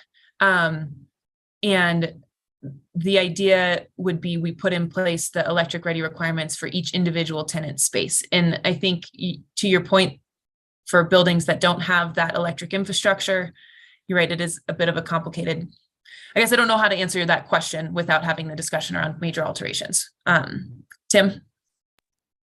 I'll give it a shot to try to answer what I think I heard Andrew asking. So I'll just do a scenario. You have a retail strip center big enough to accommodate, say, 5 different retail places or offices, whatever, lawyer office, real estate office, whatever that might be. And so they build it as a shell. And then over the next 2 or 3 years, building department gets 5 different tenant finishes into the previously unfinished space without COs.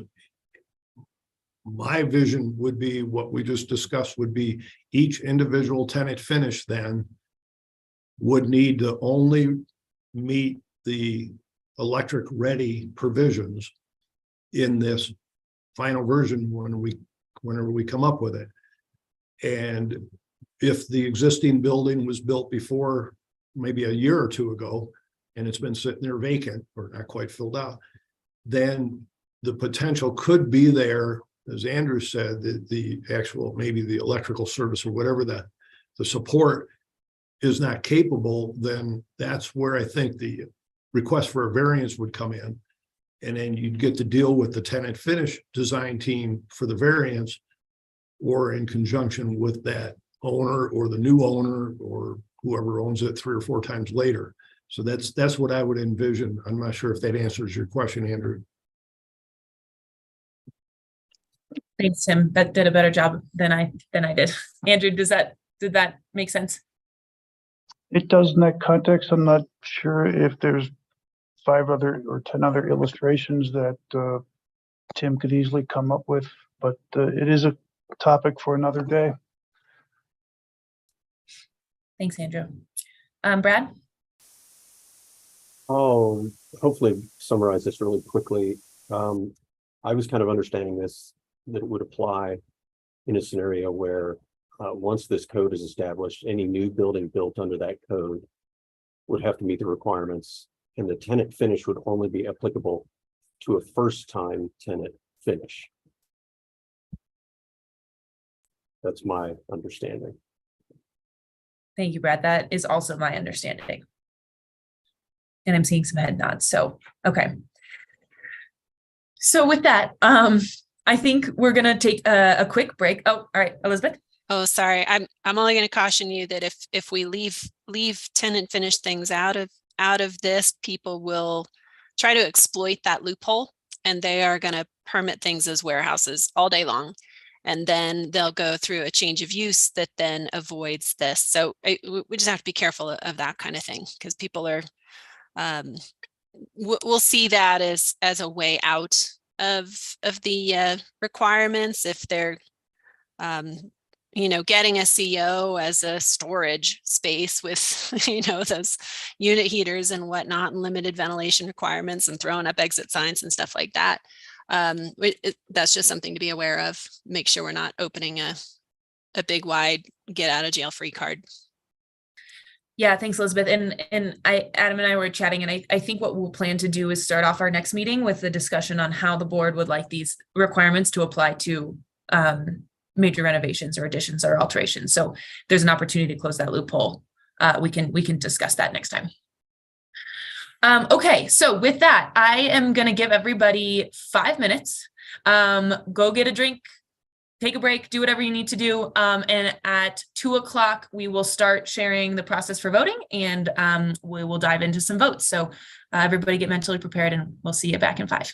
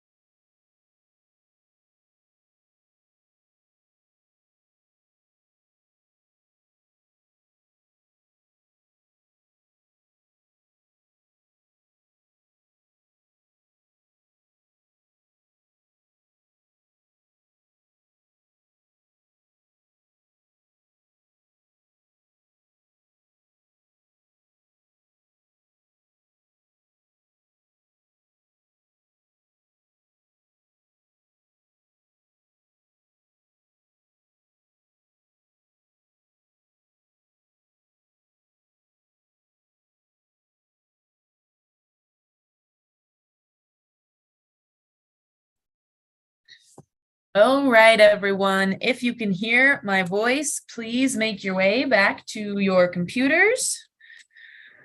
We'll give everybody a moment to show back up. If everyone can do me a favor, even if you're not in a place where it makes sense to turn your camera on, give me a hands up or turn your camera on so I know that folks are back. I want to make sure we don't start without everybody here.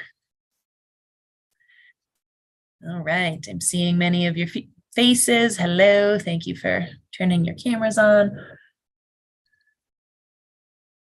Okie dokie. So I'm going to talk through some administrative things with the hope that by the time I'm done, everybody is back. So we received about, I think it was 22 proposals for changes to the solar ready provisions. And we received 66 proposals for changes to the EV provisions. Now, keep in mind with the EV, many changes were made to both. The same suggested change was made to both sections. So there might be some efficiencies we can see there, but all to say we have a lot of voting to do. So we're going to get as far as we can today. Our goal is at least to get through the solar ready provisions and start the EV provisions, but we will see how all of that goes. Now, going to talk through the process. So as a reminder, we will pull up the slide that has the proposed change on it, and whoever proposed that change, their name will also be on the slide accompanying the change. Each person who proposed the change will have 30 seconds max, and we will be timing, to share their rationale statement, why they suggested the change. Try to keep those brief, say it in a headline if at all possible. So, you know, the faster we get through this, the faster things will go. So each board member will have 30 seconds to present their amendment, and then we'll set a timer of 60 seconds. And again, that will be 60 seconds where the board can ask clarifying questions, can raise any comments that they have. And we're trying to keep it to 60 seconds total. So if 5 people raise their hand and would like to say something on a comment, that's fine. Please say it in a headline. What you have to say or ask your question in a headline, we need to be brief. Okay. After that 60 seconds, we will conduct the vote. The vote will be a hand raise, simple majority vote. So we're going to ask everybody, okay, would you like to accept this proposed change? If a vote yes means I would like to make the change presented on the slide. A vote no means I would like to keep the original code language as written. Now, there are, I think there's just one case, but there might be 2, where board members proposed changes to the exact same section of the code language. In that case, we're going to present all of the options. So we'll say option 1 is XYZ person's change. Option 2 is this change. Each board member will have the chance to share their proposal. We'll have the 60 seconds for each for clarifying questions. And then how we'll conduct the vote is we will do it sort of how we've been conducting our straw polling so far. There will be, let's say there's 2 proposed changes to the same code language. We will vote on 3 options. Option 1 is to keep everything the same, and we'll clarify these as we get there. Option 2 will be proposal 1, or option 3 will be proposal 2. So what we'll do is we'll vote on each option. The 2 with the highest number of votes will move forward to a second vote, where then we'll have a vote on the final 2 options. So that's a similar process we've used in the past. Hopefully that makes sense. There is also, if you guys recall, there was an option. There are 3 options within the Solar Ready code for how to come up with a certain code language. So we'll talk you through how we're going to vote on those when we get to that section. So I will call for a vote one at a time.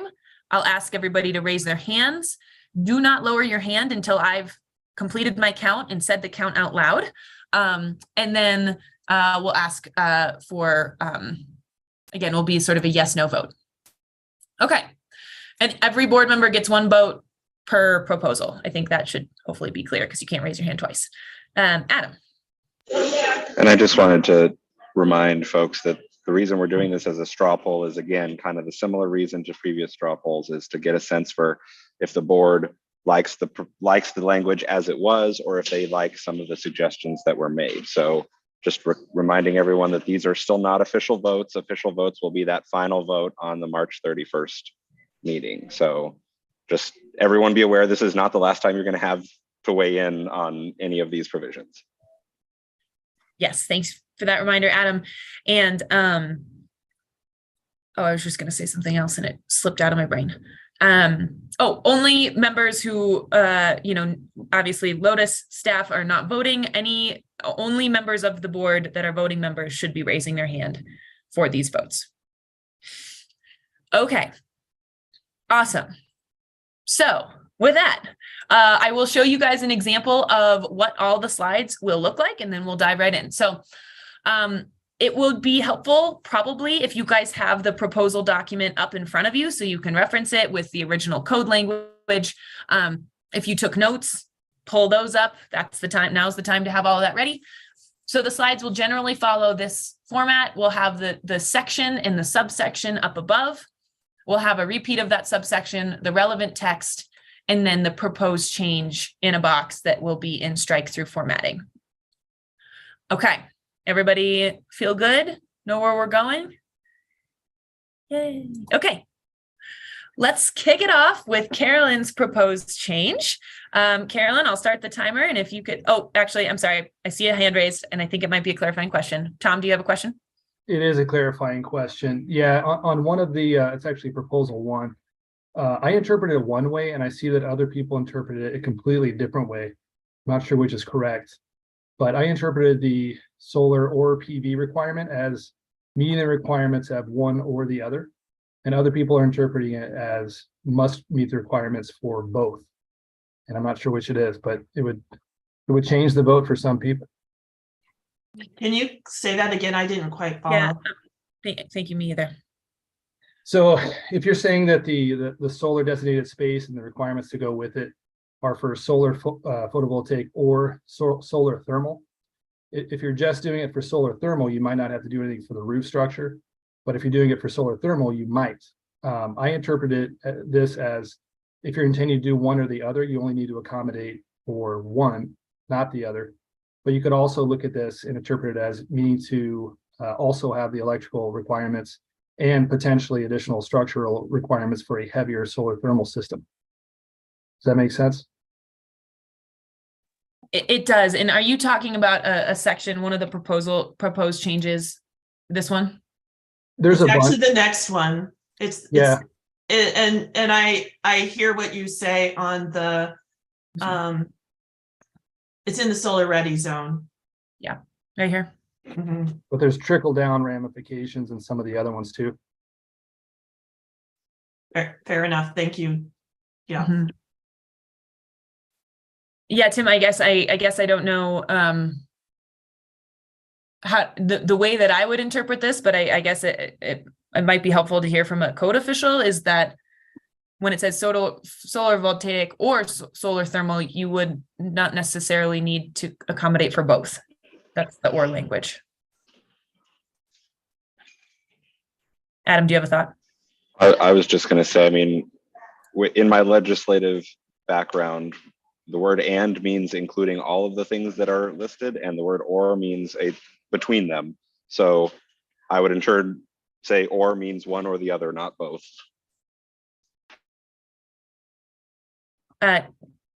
Tom, does that answer your question? It does. So PV or solar thermal is more open-ended and not requiring additional requirements. That's how I interpret it now. Yes. Thanks, Tom. Tim, clarifying question from you? Well, as a building official, I would agree that it's either or. I mean, there's lots of code requirements throughout all the adopted codes that give you or. So that's how I would interpret that. Thanks, Tim. Andrew? I might agree with that extremely narrow interpretation, but and is used elsewhere in other portions of the code, and I'll discuss that when it gets raised. So it may say or here, but it says and elsewhere. Okay, thanks, Andrew. Elizabeth? Yeah, it's an important distinction. I think you're right on that the or here is key. And also I'll just note that this particular sentence is only talking about roof area and nothing else. Thanks, Elizabeth. Okay. Awesome. So we're going to go back to the first proposed change. Carolyn, I'm going to give the floor to you, and I'm going to give you 30 seconds to advocate for your change. So the solar ready provisions apply to all new construction projects. So I deleted where solar ready provisions are required, since it's by definition, it applies to all, and it keeps it consistent with the other sections. Done. It's a record. Thank you. Awesome. Does anybody have any clarifying questions or thoughts for Carolyn? Okay, not seeing any. So we will now host our first vote. So a yes vote means I would like to accept the change as written on the slide.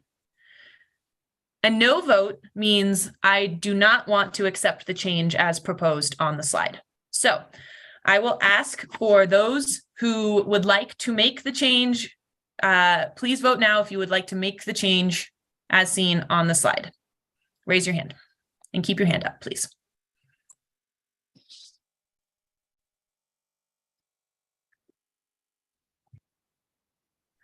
Okay, I believe I see 18 votes with their hand up. Thank you all. Okay, everybody can take your hands down. And that is that reaches a simple majority, so I don't think we need to vote the other way. So thank you, everybody. That proposed change will be accepted. All righty, moving on to the next change. Andrew, I'm going to. Hey Kim. Sorry to interrupt. I still think we should have no votes even when we have a simple majority already reached, just so that people who want to vote no can. Okay, thanks, Adam. Then we will do that. So if you would not like, let me go back to the right side. If you do not want to accept the change that Carolyn proposed, please raise your hand. Okay, I am seeing no votes for this proposed change. All righty. Andrew, I'm going to pass the floor to you to please advocate or explain the change that you're proposing on this slide.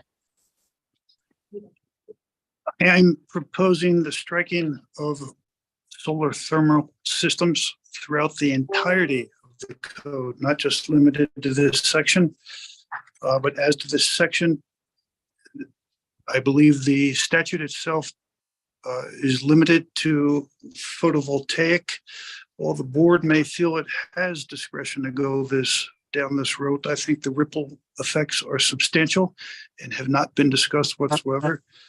This would almost be like not discussing affordability, but yet going down this road and permitting this. Thank you, Andrew.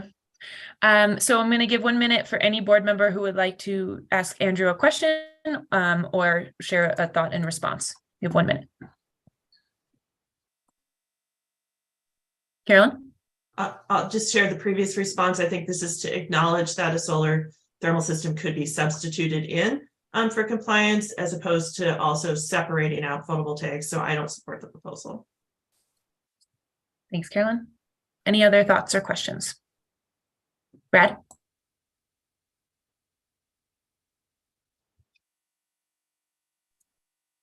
Kevin, we'll go to you while Brad's figuring out his unmute. Yeah, and I do recall us having conversations about solar thermal, because we talked about it from a pathway point of view as well. So I don't think it's been completely uncontemplated in this, and I think it's room on the roof one way or the other. So I wouldn't vote in support of this. Thank you, Kevin, and then Brad. Sorry, thanks. Yeah, my unmute was not unmuting. Just wanted to read, I guess, some of the language straight out of House Bill, and it left me questioning it a little bit, but it reads solar ready means adequate panel capacity, dedicated electrical panel space, electrical conduit, physical roof space, and structural load to accommodate installation of solar panels with exemptions, ... It really reads like solar electric. I'm not opposed to leaving solar thermal in, but it does sort of read as though it's intended to be solar electric. Thank you, Brad. Okay, so we are going to vote on Andrew's proposed change. So everybody who is in favor of adopting Andrew's proposed change, please raise your hand now.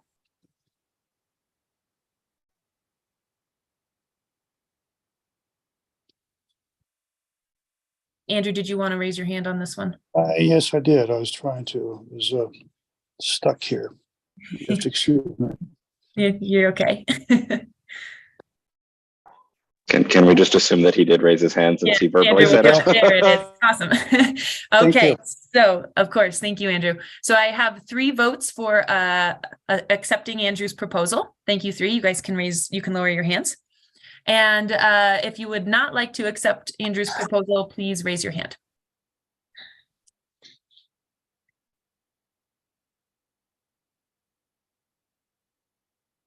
Okay, and so we have 14 votes to not accept the proposal. Thank you all for voting. Again, our simple majority is 11, and so that means that we will not move forward with this proposed change. But Andrew, thank you so much for submitting it.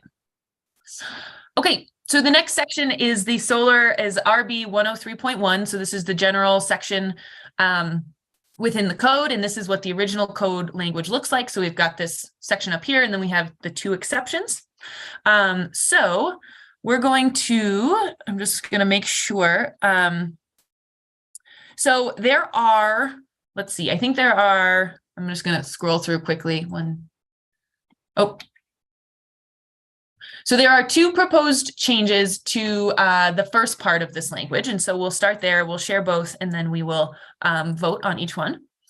So the first change, and I apologize, this is a change that was flagged by Hope over the weekend. She caught it. And so this, I will time myself.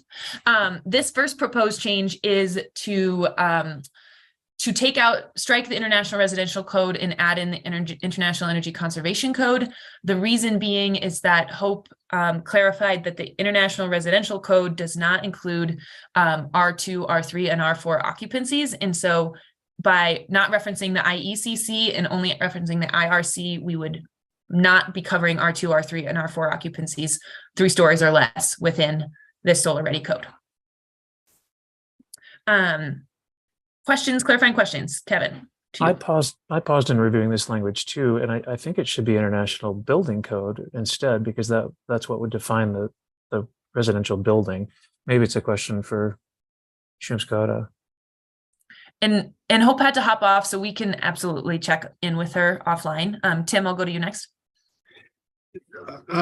For clarification, I think Hope really picked up on that because this is kind of tying it to the residential portion and the commercial portion of the IECC.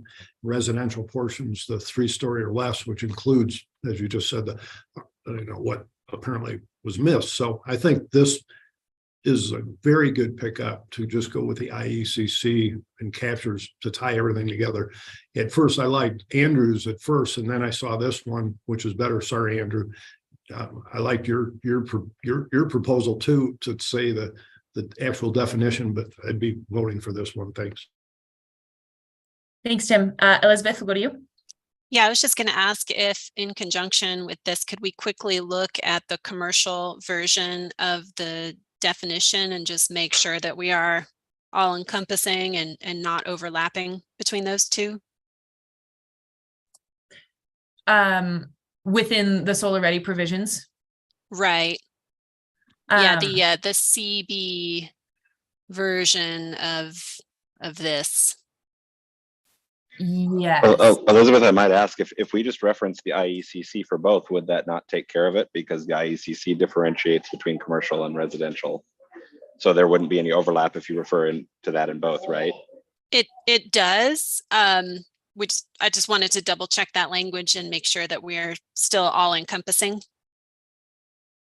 Because I think right now our solar ready zone, like CB 103.1, unless it's amended and I don't see that it is, refers to all new commercial buildings as defined by the IBC. So IBC does include all R2, including low-rise residential. The IECC puts low-rise residential in residential category. So this is a really important distinction. Are we talking about IRC versus IBC, or do we let the IECC define everything? Right now, the solar ready zone under CB 103 uses IBC, which would encompass R2. So thanks, Elizabeth. I think that's a great point. So I think if we would vote here to include IECC, we would make that same change within the commercial ready zone to swap out International Building Code with IECC. And if this is something that it would make more sense for us to take offline with Hope and just find the clarifying language with our technical advisor and make sure that it's encompassing. I'm seeing a thumbs up from Carolyn. We can do that too. Yeah, I think that's really important because I've been considering all of these amendments as IRC, which would not include R2 multifamily. So I would want to go back and relook at everything with that in mind. This is a big change. Okay, we can do that and present sort of what Hope thinks would be the best path forward with respect to this language. Okay, and I'll use just an example of the solar area required, like 300 square feet per unit versus per building. That's a huge difference whether we're including 3-story residential in that requirement. Huge difference. Okay. Thanks, Ron. I would just say, I think we also have the same basic language in the solar provisions. And I just want to make sure that however we resolve it in one place, we actually resolve it in all of these, because I think we have the same issue shows up there. Okay. Thank you for flagging that. So what I'll do is we'll skip this one right now. We will talk with Hope. We'll flag every section within all of the codes that reference IBC, IRC, IECC, make sure we've got the right code book referenced for each one of those based on sort of our discussion and where we're hoping the requirements will fall. Chris? Oh. Sorry, false hand. Okay, no worries. Okay. Can I also just throw out there, I think we need to decide how we are going to be thinking about the rest of the amendments, because I would vote very differently if we're talking about IRC versus IECC.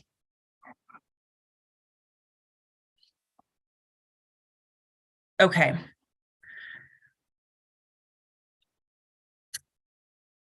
I guess, do you have a proposed, I mean, Elizabeth, I'm just trying to think on the fly here because I Hope had to hop off of this call, so she can't be here to lend. I mean, what I understood, and correct me if others are not agreeing with this, is that the residential portions of our code are covering 1 to 2 family dwellings and townhomes, as well as as well as multifamily 3 stories or less. And then the commercial portion of our code is covering everything else. And so I think what we would work with Hope on is finding the right references to make sure that that's the case. But does anybody disagree with that distinction? And again, this is me trying to repeat what I've heard from you guys. So that's where I feel like we did it. I think the way you've characterized it is how I've been thinking. We're trying to create that distinction that aligns with how I've been thinking about it. And I've been thinking about it the opposite way. And I'll just note that I just found the CB 103, and that still refers to the IBC, and there's no amendment proposed to that. And the IBC does encompass R2 low-rise residential. So if we were to do this amendment and not amend CB 103, now you have R2 residential getting regulated by 2 separate sections. So Elizabeth, are you proposing that the solar ready residential be only covering 1 to 2 family dwellings and townhomes? Is that how? Just because everything so far has been as defined by the IRC, this right here, if we start to reconsider things as looking at all R2 multifamily, that definitely changes the conversation. Okay. Carolyn, and then Adam.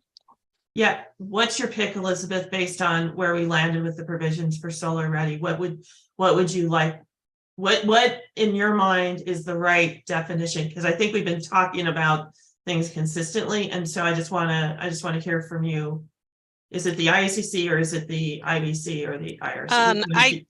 I'll just throw out the next amendment, which is the RB 103.2, which talks about the solar ready zone areas. If we're talking about, my proposed amendment for that one was to clarify that was 300 square feet per dwelling unit rather than per building. And again, that is a dramatically different requirement if we're talking about 300 square feet per dwelling unit for R2 low-rise multifamily. It's not achievable. That's just, it doesn't work. And then if it's R2 multifamily, are we talking about only 300 square feet solar ready area for a single building, which is tiny if you're doing an R2 multifamily? Like that whole amendment would have to be reworked. Yeah, so it's whatever one puts the R2 in the other category, that's the definition we should land in, because I think that's how we've all been thinking about it. And I think Andrew named it right when he was also trying to fix it. Our intent was to get this group into this category. And so just go with the correct reference that gets this group into this category, and then the other one. So that's the way, so that's the way it was originally written, was IRC, which is detached 1 and 2 family dwellings and townhomes. Adam. I agree. I think if we vote on this once, we can go through and correct to make sure that understanding is correct through all the other sections.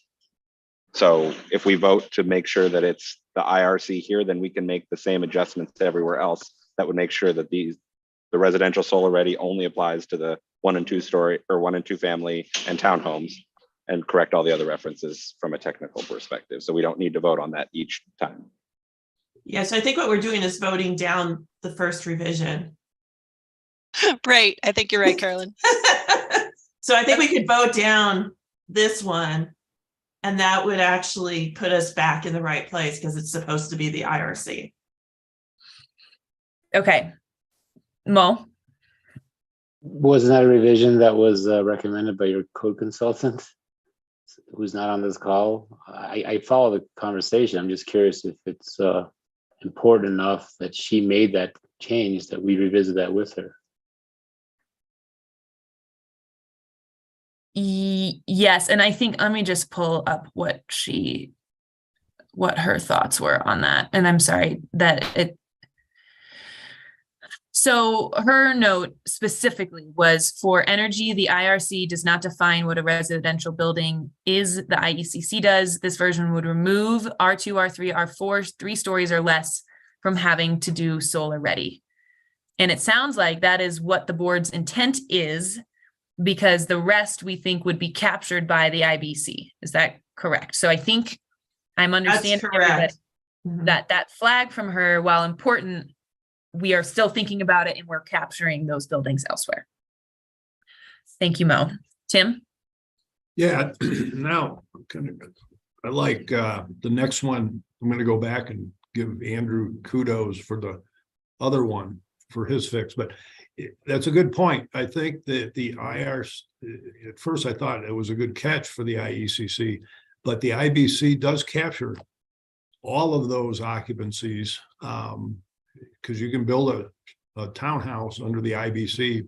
You just have to follow the IBC provisions. But if you just reference the IBC like that CB 103.1, this is the difference, the IRC. So I'd be in support of, actually, I'm going to vote for Andrew's clarification, but it might be easier just to leave it as the IRC and leave out the language to match the IBC and maybe elsewhere. So I'm digressing, sorry. Okay. Carolyn, are you okay if we move ahead with the vote, or do you have a clarifying thought? I am. I just want to comment on Tim's. There's actually 2 changes in Andrew's. And so I just wanted to name that as making sure we're clear that there were 2 components to his proposed change. Thanks, Carolyn. Okay. So what I'm going to do, Andrew, yes? The second one would or should be less applicable if the code reference is changed, because the second one predominantly came in the low slope roof more because of what I thought to be at the time of the discussion was the multifamily, not the one-off contemporary home, and that should otherwise be satisfied by the current definition. But thank you. Thank you, Andrew. Okay. So with that, I feel like, Andrew, do you want to speak at another 10 seconds or so? Anything else you want to share on your proposed change here? I had thought throughout this discussion, we were commingling the IRC, the IBC, and the IECC, maybe a little more without keeping clarity as to which one we were referencing. And I tried, at least from where I sat, to comment from the perspective of the IRC, not necessarily the IECC. And that may have complicated this, because this also shows up in the electric, that they're more commingled. And that may be because until the 24 version of the code, there is not an appendix yet. But thank you. Thanks, Andrew. And we'll kind of get to the EV ones once we get there. So I appreciate that. Any final, we're going to get back into our flow of things here, but any final questions or thoughts on Andrew's? We'll give you a minute for this proposed change, and then we will vote on Andrew's. Elizabeth?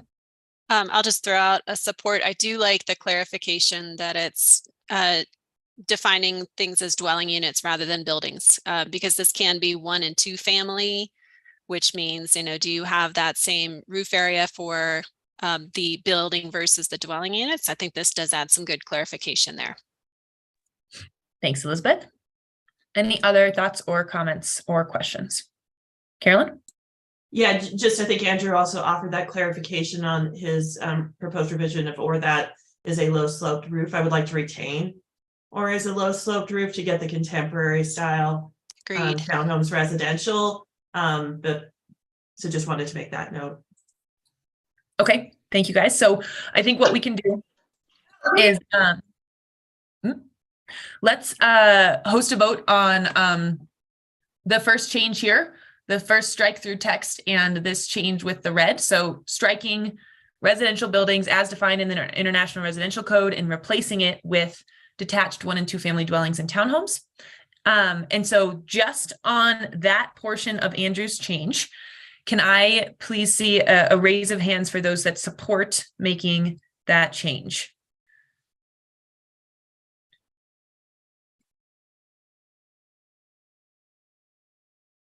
Okay, thank you, everyone. I see 16 voting in favor of that change. Everyone can lower their hand.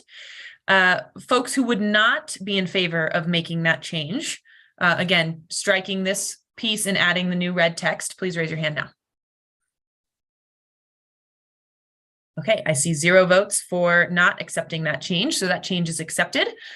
The next piece of this change that we'll vote on is striking or that is a low sloped roof out of this language. And so for those in favor of striking that language, please raise your hand.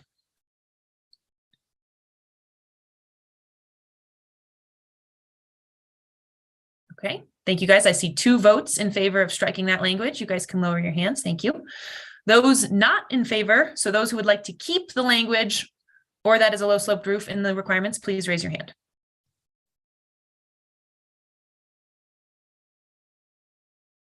Okay, and I see 16 votes for not striking that language. So the way that this will move forward is we will make this first change. Thank you all for your vote.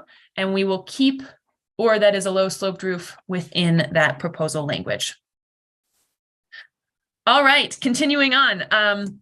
So the next set of proposed changes were to the exceptions for RB 103.1.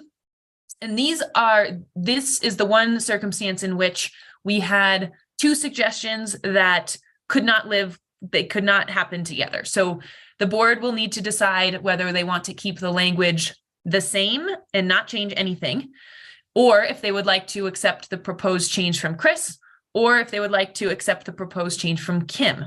So, Chris, I will pass it over to you first to advocate for the change that you suggested. Thanks, Kim. Hi, everybody. I know we spent a little bit of time here, but wanted to offer that we might consider updating exceptions to include a minimum system size. I think doing so will ensure that consumers aren't given a really small solar system and then have a roof layout and main electrical panel that does not allow for additional solar to be added. The size that was suggested syncs in with the average system size for new homes. And note that that is smaller than a retrofit system because new homes are more efficient and have a smaller energy load. Thank you, Chris. Does anybody have, so we'll do the minute of clarifying questions or comments or thoughts. Tim and then Carolyn. Yeah, thanks. Chris, could you remind me from the previous discussion? I was doing a kind of bunch of surfing yesterday to figure out what size home on 4 kW would support. Tim, I don't know that off the top of my head. Sorry. It's been relayed to me that 4 kW is average system size for an average new home. And I'll throw in that it probably takes up roughly 300 square feet, which basically meets our requirement. Thanks, Elizabeth. Thanks, Chris. Carolyn? Yeah, I just want to note that I have some concerns with setting a specific size, given the potential for highly efficient, even passive solar, passive home construction or smaller units, because things like ADUs will fall within this code as well. And so I would not support specifying a size. I like the spirit, and I can certainly get behind something that gets there, but just don't want to land on a specific size because I think we'll run into issues on that. Okay, thank you, Carolyn. So now we're going to move on to Kim's proposal for the change to the exception. And Kim, I will pass it to you. You have the floor, 30 seconds. My reasoning was very similar to Chris's. I just didn't know kind of what that average size was or what the 300 square foot size or what system would fit into 300 square feet. I also just see extreme differences between sizes of systems based on sizes of homes. And so I was just throwing out a number of at least 50% of the estimated annual use of the home, which is something that gets calculated pretty frequently. I'd be open to a different percent, but I did want to establish some sort of minimum capacity so that, again, it wasn't a minimal, 1 square foot type of system that met the requirements. Thank you, Kim. Thoughts, comments, or questions for Kim? Rob, we'll go to you first. Yeah, I support the second proposal over the first proposal because it points to energy efficiency first and getting loads down as small as possible before putting up renewables or other supplemental energy sources. Awesome. Thanks, Rob. Chris? Yeah, thanks. Was just kind of curious a little bit about the percentage. I was conferring with some folks and who are experts, and it was suggested to me that there are 80% systems that yield better savings for homeowners. So something, if we go in this direction, I'd be kind of interested in hearing from the board what the right percentage is. Thanks, Chris. Elizabeth? I like the 4 kilowatt proposal only because it's easy. We're not forcing anybody to do energy modeling. It is another way to meet the prescriptive requirement here because 4 kilowatts is going to be roughly 300 square feet. So this meets the intent of the code without requiring that people do a lot of math. I wouldn't be against potentially combining these with having 2 exceptions because I like Kim's as well, but it is more work. And I could see the 4 kilowatt being very easy for a builder or a homeowner to understand versus, well, how much is 50% of my energy use? I don't know. So I would encourage maybe we consider both of these. Thanks, Carolyn. I'll make my advocacy back to the original language. Again, I think with residential, we just aren't seeing a preponderance of people just installing like 1 or 2 panels for the sake of meeting code and avoiding setting aside 300 square feet of roof space. It's the only thing they get out of in this case, and so we might be solving for something that doesn't have a high propensity for happening, and to Elizabeth's point, then creating more checks and balances that have to happen. So I still prefer the first. Okay, so what I'm hearing, I'm hearing some preference for one and some preference for two.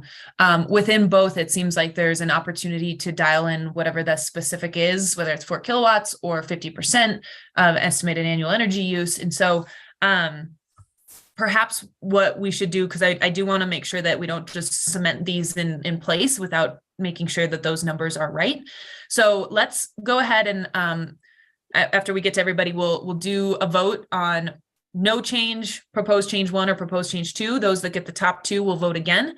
And then within that, if let's say proposed change 2 shuffles to the top, what we can do is follow up with the board, probably in another post-meeting survey, to see where that percentage should land and how we want that language to look.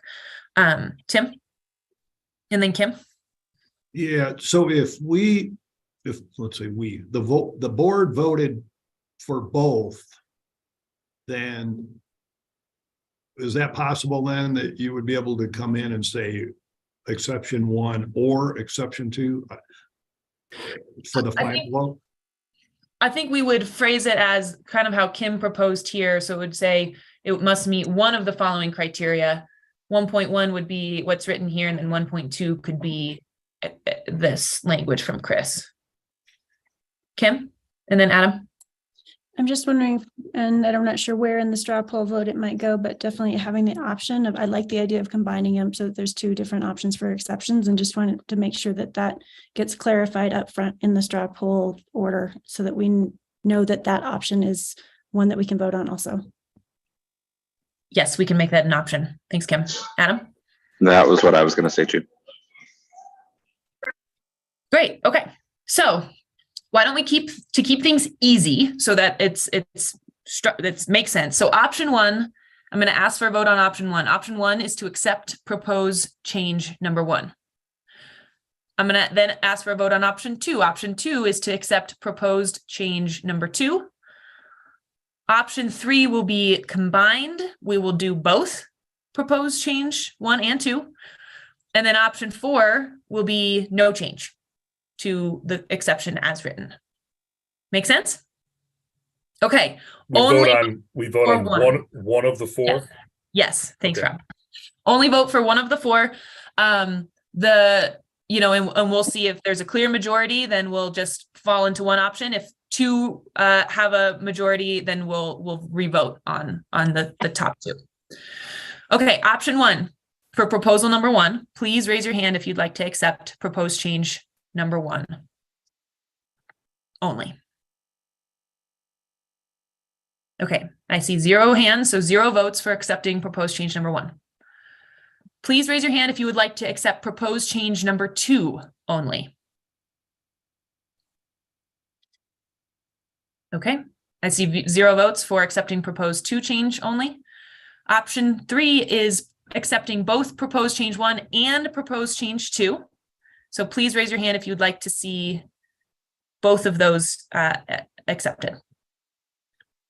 All right, I've got 11 hands for option 3. Thank you, guys. You can lower your hands. And then option 4 is no change to the exception as written. Please raise your hand if you would like option 4. Okay, and I see 7 for that. So 11 is the simple majority vote. Thank you, guys. You can lower your hands. Is the number that we need for simple majority. So what we'll do is we'll work in the Chris and Kim's change to that number 1 exception, and we'll represent that code language to the board. Thank you all for your votes. Okay, moving on. This is for 103.3, the solar ready zone areas. And there were 2 proposed, yep, I'm just checking, there are 2 proposed changes. So again, to keep consistent, we'll have Elizabeth share her proposed change. We'll have Carolyn and Adam share their proposed change, and then we will vote on these one at a time. These will not be an either or vote. This will be, do we like option 1? It'll be one at a time vote. So Elizabeth, I'm going to give you the floor for 30 seconds. Sure. Yeah, I added the for each dwelling unit clarification just so that we're clarifying whether it's by dwelling unit or by building, because you can have more than one dwelling unit in a single building. And then the townhouse language read to me as an exception. So I propose moving that to an exception. But I like some of the other clarifications that Carolyn and Adam added in there about like Carolyn's for the per townhouse unit. I agree that should apply to all residential construction, not just townhouses. So I'd encourage us to combine some of these. Okay. Done. Yeah, thanks, Elizabeth. So we'll do any questions or clarifying thoughts or anything for Elizabeth's proposed change 1 on the slide. Makes sense to everybody? Adam? Just I'm happy to advocate. I think we mean for each dwelling unit, so I'm more than happy to make it very clear that that's what we mean. Thanks, Adam. Okay, I'm not hearing any others. So what we'll do now is we will vote to either we're going to have a vote to accept Elizabeth's proposed change. So all in favor of proposed change by Elizabeth, please raise your hand now.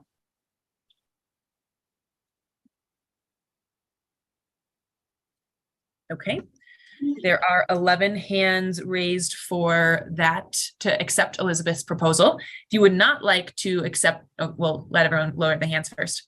Please lower your hands if you just voted. Awesome. Thanks, Kevin.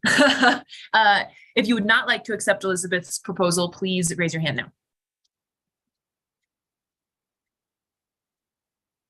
Okay.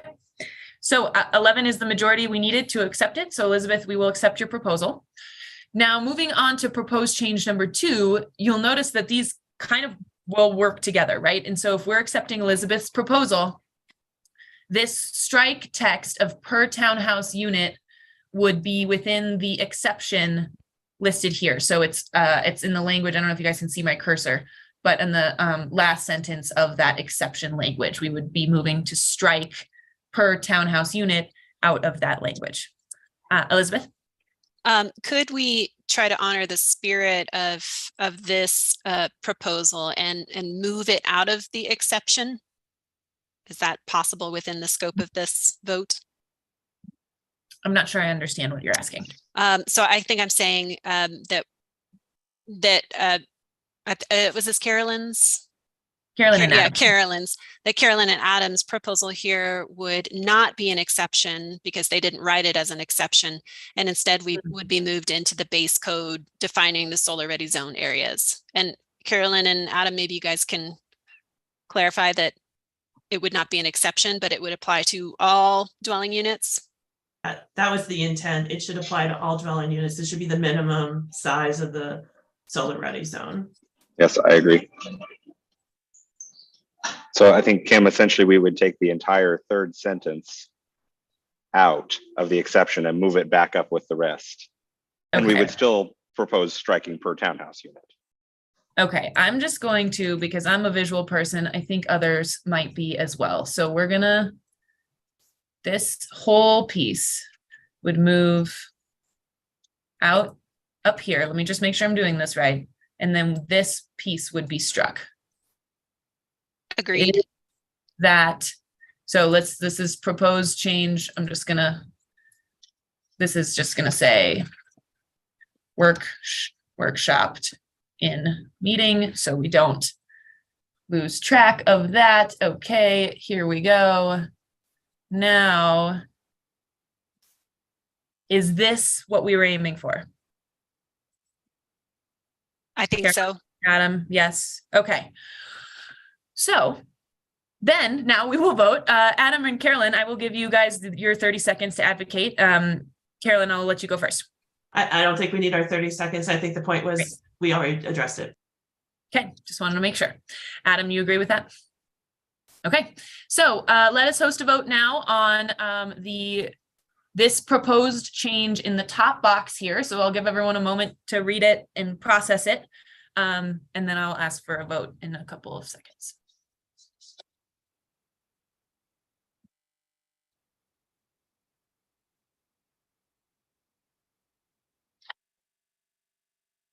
Okay, everybody in favor of proposed change 1 on the slide that says workshopped in meeting, everybody in favor of making that change, please raise your hand now.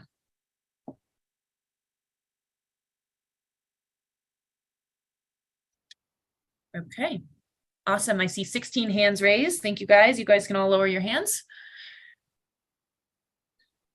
Anybody who, yep, get them all down there. Thank you.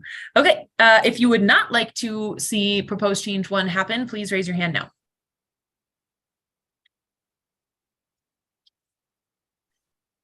Tim, was that a hand raised for that? I'm sorry. Oh, okay. Okay. So there are no votes for against that proposed change. So we will move forward with this proposed change. Thank you guys for letting us workshop that together. Okay, moving along. So the next section is for capped roof penetration sleeves. This is how the code language reads, and then we have the exception written down here, which again was an exception from that we wrote for the board. So I am going to, let's see, Chris, Kevin, Carolyn, and Andrew all made the same suggested change to, which is proposed change 1. So I don't know if one of you wants to start with your argument, and then everyone can have a chance to make their own arguments for why they struck it. But Carolyn, maybe we'll start with you, and then we'll see who else wants to speak. Thank you. I can start. We did receive feedback from the solar industry via the Colorado Solar and Storage Association that found limited to no benefit of requiring the capped roof penetration sleeve, that it was unlikely to be used, especially given our other decisions around not also requiring the conduit, and therefore it represents a stranded cost. So I advocate for its removal. Thank you, Carolyn. Kevin, Chris, or Andrew, would you guys like to add anything? I would only say that in a different way, so I will pass the baton. Thanks, Carolyn, for yeah. Awesome. Thanks, Chris. Andrew or Kevin, you guys feel like that was covered? Yeah, my notes in the chat. I'm fine with it. Awesome. With Andrew, how Carolyn described it. Okay. After also speaking with senior and executive leadership of the 2 largest solar providers in the country, they both concur it's of limited to no value. Okay, awesome. Thank you, everyone. Does anybody want to ask a clarifying question or have a thought or anything that they'd like to share before we vote? Alrighty, I'm not seeing any. So everybody who would like to accept proposed change number 1. And Tom, I see your proposed change is next, so I'll pass it to you just in case you have a thought or clarifying question. Yeah, if the legislation allows it, I think it's much cleaner to strike it. In the event that it doesn't pass, then I guess I can speak to proposed change number 2 at that time. Okay, that sounds great. Thank you, Tom. Okay, so please raise your hand if you would like to accept proposed change number 1, striking the section for capped roof penetration sleeve. All right, and I see 16 hands. Thank you guys for raising those. You can lower your hands. Anybody? Okay, I'll wait till all hands are down. And then would anybody like to not accept proposed change 1 and to keep the section? Seeing no votes. Okay, so we will strike this whole section. And so Tom, that means that your proposed change, I appreciate you chiming in and saying that makes sense to you if we just skip on over your suggested change if we're striking the whole section. Works for me. Awesome. All righty. So we're moving on along. So this is the section RB 103.7 on roof load documentation. And so the first proposed change to this is from Andrew, and it is to strike the last sentence of this requirement. So Andrew, I'm going to pass it to you for your 30 seconds.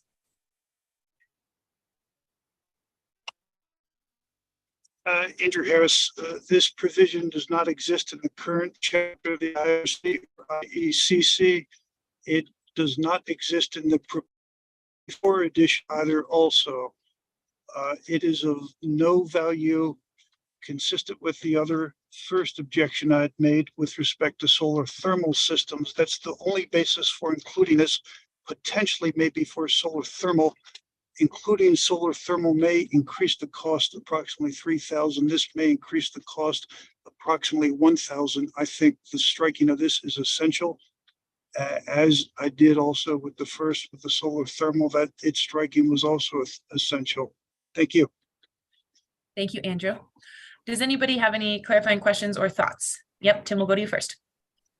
Yeah, I'm in agreement with striking this language. I spent probably about a half hour yesterday looking at, I'm going to say 20 to 30 solar permits that we've done in the past, whatever, 6 months. And every one of those, well, we require an engineer letter on the roof for solar permits. And every single one is showing the systems being somewhere in that 2.5 to 3 pound range, or a little less. And we processed like hundreds and hundreds of these things over the last many years. And I do not have any indication that we've ever seen an engineer turn down an existing roof with, unless it was really old with stick framing, with the roof trusses. So I don't think we need this in there. Okay, thanks, Tim. Elizabeth? Just a couple of thoughts. The dead load of the 5 PSF is in the current solar ready appendices in the IECC. What is it, Appendix CB or whatever it is. So that For exists commercial. for commercial. Yeah. But I'm not a structural engineer, but I am married to one. The big thing about the 5 PSF is that it's only for that zone. And it's important if it's, on one side of the roof versus the other side of the roof. And that's the intent is just to identify where the structure can accommodate that weight and whether it's 2 pounds or 3 pounds. I agree with you, Tim. Most of the time that's going to be absorbed in the sizing of the trusses as they are just by standard practice. But the 5 PSF should still be accounted for in the calculations. It doesn't mean that anything's going to have to be upsized other than what it already is, but just that it can accommodate it. Thanks, Elizabeth. This is Andrew. If it does matter, I am a structural engineer. It is not feasible to isolate a limited area of the roof and also have that area of the roof to be able to be oriented in every direction. Most every engineer will include and does include miscellaneous, and every solar provider will tell you that every building jurisdiction permits 2 roofing layers on an existing roof, and that additional roofing layer is itself approximately 3 PSF, and current solar systems weigh approximately 2.5 pounds. Thanks, Andrew. Chris? Oh, okay. I'm very sorry. I keep getting false raised hands when I close the chat. Sorry about that. That's okay. Okay. So thank you everyone for sharing those clarifying thoughts. So we're going to go ahead and vote on Andrew's proposed change. All in favor of striking the last sentence as Andrew proposes, please raise your hand.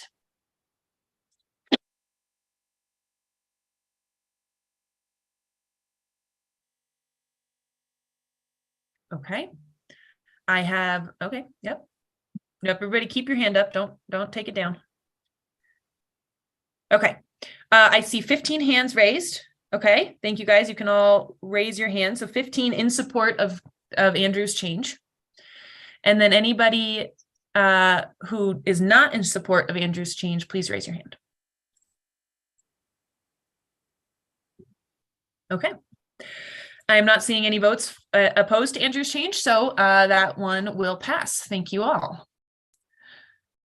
Okay, so the next thing we are going to get to is the Solar Ready Zone interconnection pathway. And as you guys might recall, we listed 3 different options for you guys to consider within the survey that we sent out.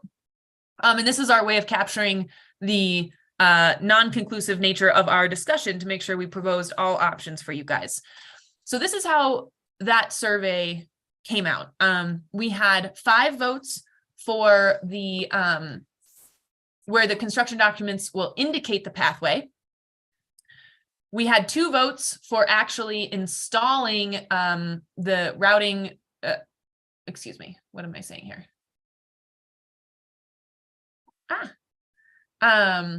so this was where the conduit and plumbing shall actually be installed. Sorry, I was just orienting myself. And then option 3 here is either or. You choose. You can either indicate where the conduit should be on the drawings, or you can install it. So option 1 got 5 votes. Option 2, where you're actually installing, got 2 votes, and option 3 got 5 votes, which is the optionality of having both. And so I think with that, we have narrowed from the results of the survey, have narrowed that down to option 1 and option 3. So option 1 is simply indicating the pathways for routing or conduit on the drawings, but you don't actually have to install it. And then option 3 gives you the choice of installing it or not. So what we're going to do is have a vote between option 1 and option 3. And so first I'll give folks 1 minute, as we have with all of our other votes, in case anybody has a question or clarifying thought or wants to advocate one way or the other. Otherwise, we will just vote. Carolyn. Can I ask folks if they see a downside to having the conduit one included? So the option 3, if there's any unintended consequences, because I hadn't thought about it before. It only applies, is this correct? It only applies if there is a solar ready zone? The entirety of this chapter only applies if there is a solar ready zone. Okay, thank you. I think I answered my question. Okay. Any other thoughts, clarifying questions? Okay, I'm not seeing any, so I'll stop the timer. Okay, oh, Tom, go for it. Late to the party, sorry. Between 1 and 2, one of them is really code minimum and the other one builds on top of that one.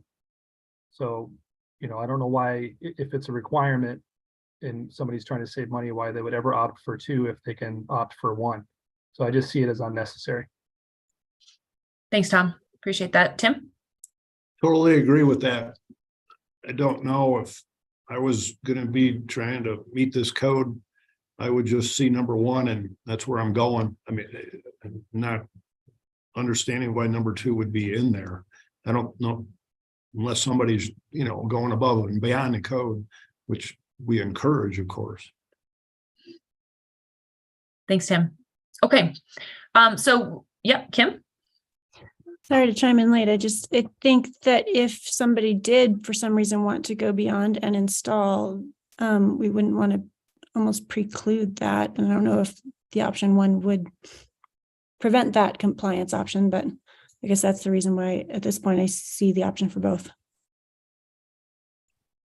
Thanks, Kim. Okay, so we're going to host a vote between option 1 and option 3. So all in favor of moving forward with option 1 on the screen, please raise your hand.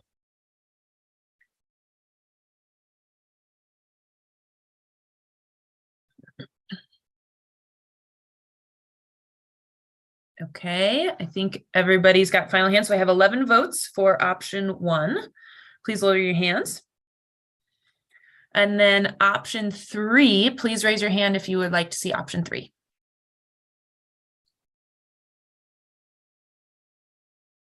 Okay, and we have 5 votes for option 3. So option 1 is what we will move forward with. 11 is that simple majority. Thank you, everybody.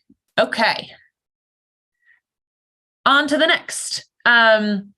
Oh, excuse me. So I forgot to mention, so within this, there were proposed changes to we allowed the board to propose changes to each of these options. And so depending on which one we voted in, there might be changes we'd want to consider. And so Andrew suggested a change, since we did vote in option 1. Andrew suggested a change to strike or service hot water system. Andrew, I'll give you 30 seconds to share your change. My recommended change is consistent with the initial change to strike solar thermal systems. If that's not struck, my proposed recommendation may be moot. Thanks, Andrew. Any thought? And as a reminder, we did not vote to strike the solar thermal from the original language. So that is still going to be within the code. Are there any thoughts or clarifying questions that anybody wants to ask Andrew on this proposed change before we vote? Tom? Same clarification as before. So we're saying in the design documents, you could either design in pathways for electric PV, or you could draw it out for solar thermal, but not both. Consistent with our previous interpretation, I would say yes. Okay. So with that, we will vote. So everybody in favor of accepting Andrew's proposed change to this language, please raise your hand. Okay. Thank you, guys. I see 2 votes in favor. You guys can lower your hands. Anybody, everybody who does not want to accept this proposed change, please raise your hand.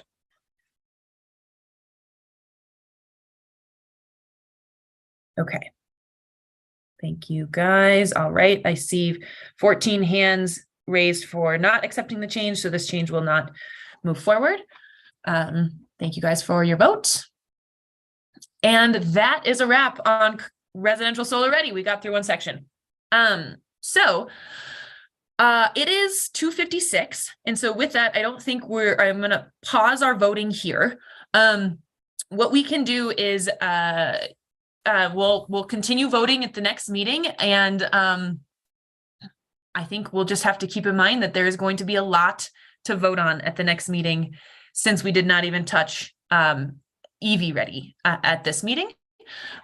So I'm going to skip through the hundreds of slides that we have for voting all the way down to the bottom here to remind you guys about the next steps. So today we were hoping to get a little further through solar ready and EV ready than we did.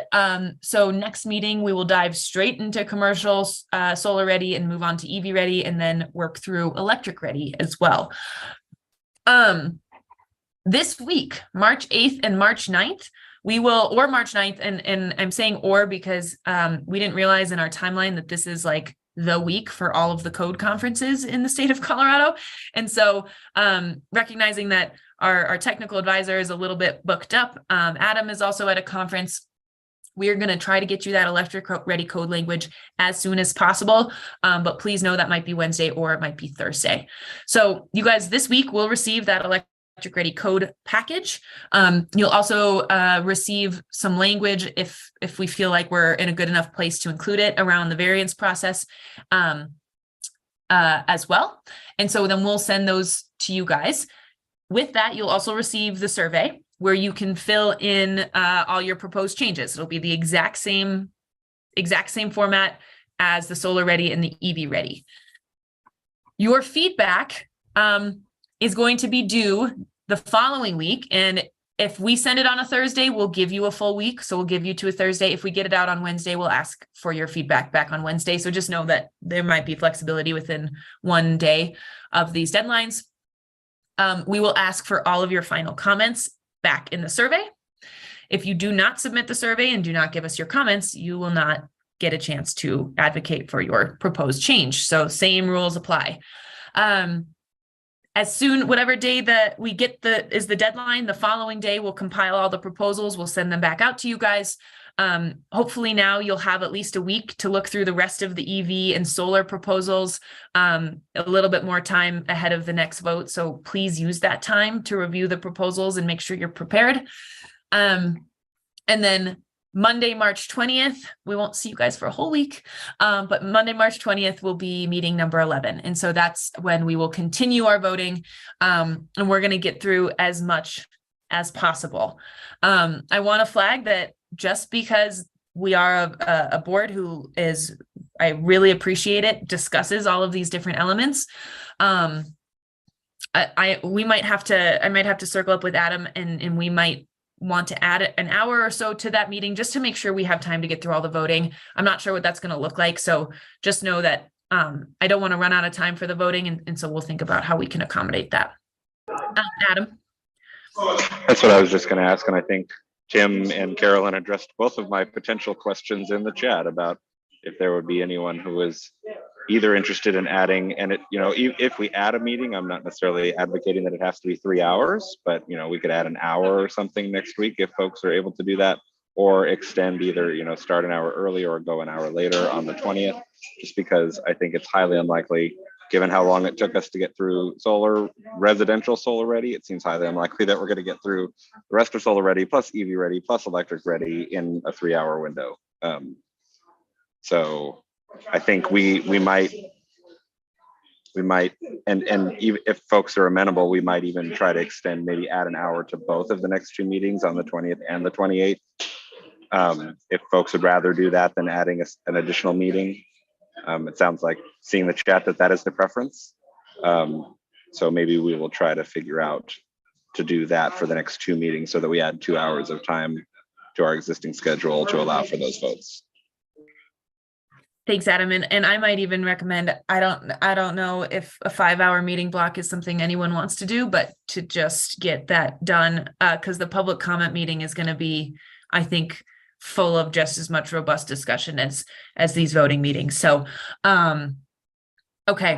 I think if we were going to add just 1 hour to each meeting, I would start the public comment meeting with an hour ahead of time to finish voting on amendments and then go into public comment so that we're not mixing the two. Okay. The challenge with that, of course, then is we don't have final text that we can share with the public either at that point. So, great. Yeah, I was going to say, I would rather extend longer ahead of time or squeeze one in than try and do it before the public has the opportunity to comment. Okay. Okay. Awesome. Well, with that, Adam and I will finalize a plan. We'll let you guys know. I think just as a backup, everybody, if possible, please try to clear your schedules on March 20th from the hours of 3 to 5 p.m.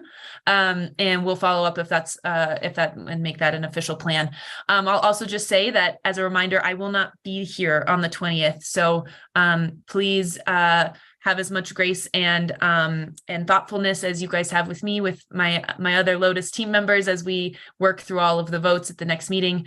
And yeah, I guess I just appreciate you guys as always. Thanks for being here. Thanks for showing up. Thanks for casting your votes, and we'll be in touch on next steps. So enjoy your week, everybody.